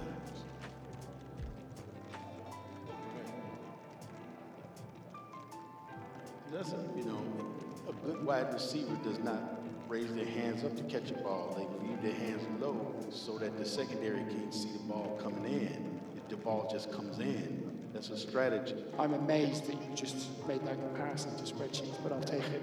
It's great. All right, where do we want to go? 3.5 minutes left. Who have we not looked at? Helen. Helen Dupree. Can we get a shout out for Helen? Yes, Helen. All right, come on, come on. I'm suspicious. Bring it. Don't think that's Helen. I'm confident that's not Helen. There's Captain Hook. Okay, here we go. Helen on screen. So Helen, how's she doing? She's full points for levels 1 and 2. 3 minutes 75% remaining. for level 3 and bonus question 1. Oh, she's oh, has she got points for all levels? And maybe she did what you were saying. Well, we will She see. hadn't put them in the spreadsheet. Oh, no, we got the ran between action happening. Oh. All right, but it's level 7 ran between. All right, let's see what's happening. If this might pay off at all. Oh, look at that, jumped up to level 9 now. Okay. And you know what? It's a perfect, reasonable strategy. You do what you got to do to get what you got to get. Yes. Look at this. All right. Okay, so she's doing one of the bonus questions, and the way she's doing this manually was the only way I could think of. Okay. Trying to count the number of cells that are around the edge of the lake. With just 2 minutes left. I don't know if there's a clever lambda way of doing that. 2 minutes Me, remaining. 2 minutes remaining. That's right. I would be doing exactly what she's doing. Yeah. That's what you do. Yeah. All right. Jarman. Jarman has jumped up, added a couple hundred more points. Look at this. Let's go there. Why don't we go there? Yeah, let's see. For Let's like go the there. final minute. Let's go go there. back to LeBron. See how he's feeling. He's Captain Hook See how he's today. looking. Wow. Look at this. All right, we got about a minute, a little more than a minute left. Let's look at our leaderboard. Let's look at it. The time is running out, and this is going. be it. What a surprise. Garmin, Joshua, Sergio, Adam, and Michael are our top 5 with Chris nipping at his heels. This is going to be tight. Got about a minute left. Let's go to our countdown clock and check Jack Frost nipping at your toes. Okay, Jarman. Okay. Let's see. What's that? 55 seconds. Bring a pirate hat and a grudge. That's one take. Yes. Let's see if we can even figure out what level he's on. He's on level, I think he's looking at level 6 on the right-hand side for his scores. He can't be, he's got full marks for level 6. I think maybe he's making adjustments now to see if he can get onto level 7, or it might be one of the bonuses. Got some activity, some changes. 30 seconds remaining. 30 seconds, all right. Well, with almost 20 seconds, I think it's clear that I was about to say it's clear, but Josh has caught up in the last few seconds. Yes. Should we do our final group 10-second countdown? Are you ready? Yeah. 10, Here we go. 10, 9, 8, 7, 6, 5, 4, 3, 2, 1. All right, hands off the keyboard. Congratulations. All right, nicely done, everybody. So before we take our next break and then announce our winners, I would love for all of the student volunteers who helped up today, all of you, please come up towards the stage. All of the students who are helping Proctor, who are helping out with everybody, please come on up. Everybody, give all of these folks a hand. They did a great job in helping out today and helping make this event a success. We appreciate all of the hard work that they have done. Big round of applause for all of our student volunteers today. Indeed, and thank you. Thank you so much, guys. Awesome job. All right, we do have a quick lost and found item. You have it on you? Yeah, we found a USB, so if someone has lost it, please come to us. We'll return it. All right, we're going to take a 10-15 minute break. We're going to tabulate our winners, and we're going to come back, announce our winners call tonight, and get ready for tomorrow. So we'll see you in about 10 minutes or so.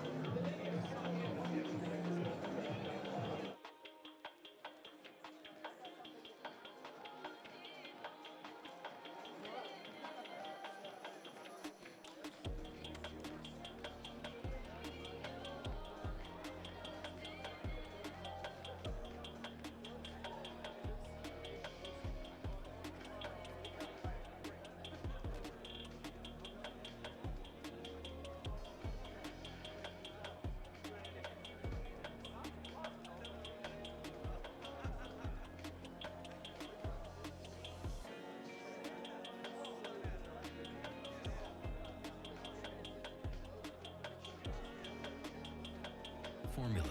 Hey, what's that? And where's that? Let's trace over there. Here?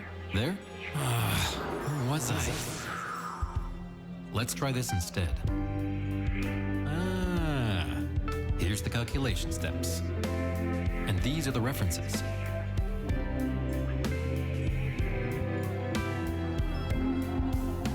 All in one visual map in Excel. Get TurboTrace totally free. You've modernized your data cloud, but do you have a modern intelligence cloud? With the familiarity of a spreadsheet, enterprise-grade security and governance, and cloud scale, Sigma empowers everyone to data confidently. Analyze, collaborate, act.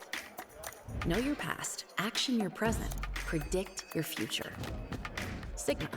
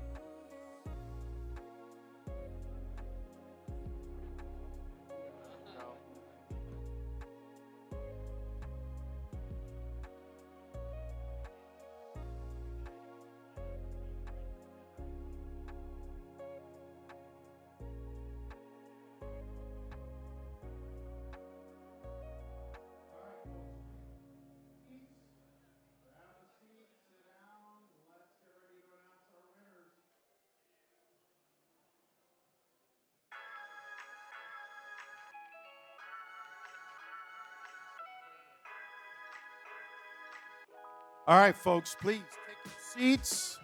Grab a seat, sit down. Let's get ready to announce our winners.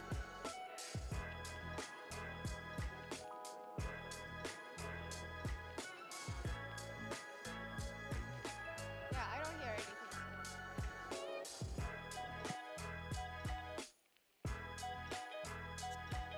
Guys, just give me a countdown up there and we'll be fine. Give me a hand signal when you're ready at 5 and we'll go.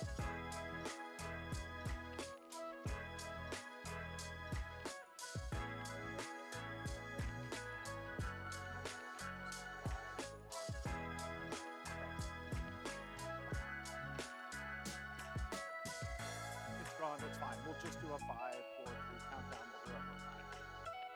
That's good, don't worry about it. We're right at the end, it's fine.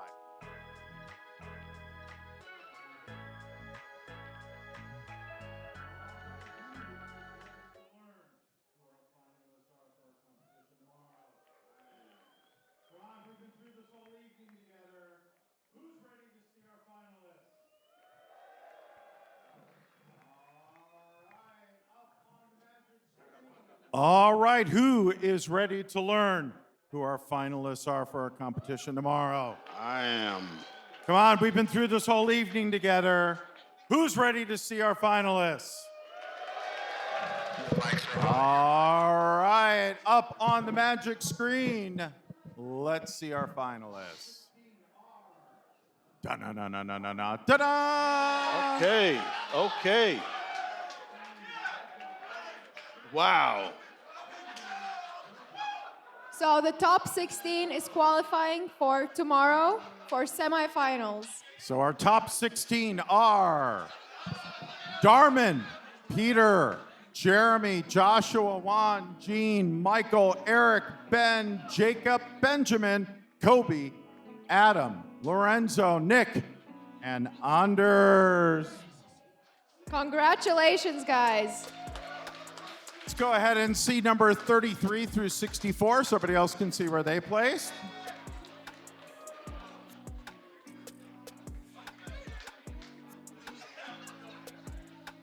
So it's been a long day.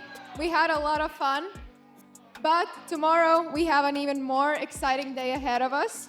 So tomorrow we will be here at 3:30 p.m. for MECC finals. And then that's going to be followed by MEWC semifinals games. And obviously the best event of the year, MEWC finals. That's right. Give it up. I saw you guys want to see your pictures and videos today, so make sure to tag us because we want to see your reactions. And yeah, make sure to drop us a follow as well. Steven, why don't you wrap this up? All right, what an event. How many of you had a great time, learned a lot today, got a chance to see some amazing Excel? Oh, come on, one more time. How many of you had a good time today? Awesome, that's what we love. And hey, look at all of this beautiful hardware that we are going to give away today, including this gorgeous belt. And I also want to take a moment and thank all of our sponsors who have helped us this year and are helping us to put together this amazing event. Thank you to all of them. We have some really, really great stuff happening tomorrow. I can't wait to see how this all ends. So from myself, from Katrina, and from everybody here at the Microsoft Excel World Championships 2024. Thanks so much for joining us, and we will see you tomorrow for the finals. We're out of here. Tomorrow. See you here. Thank you, so Oz, much. and thank you, Giles. Of course, we could not have done this without you guys. Now put your shirts back on.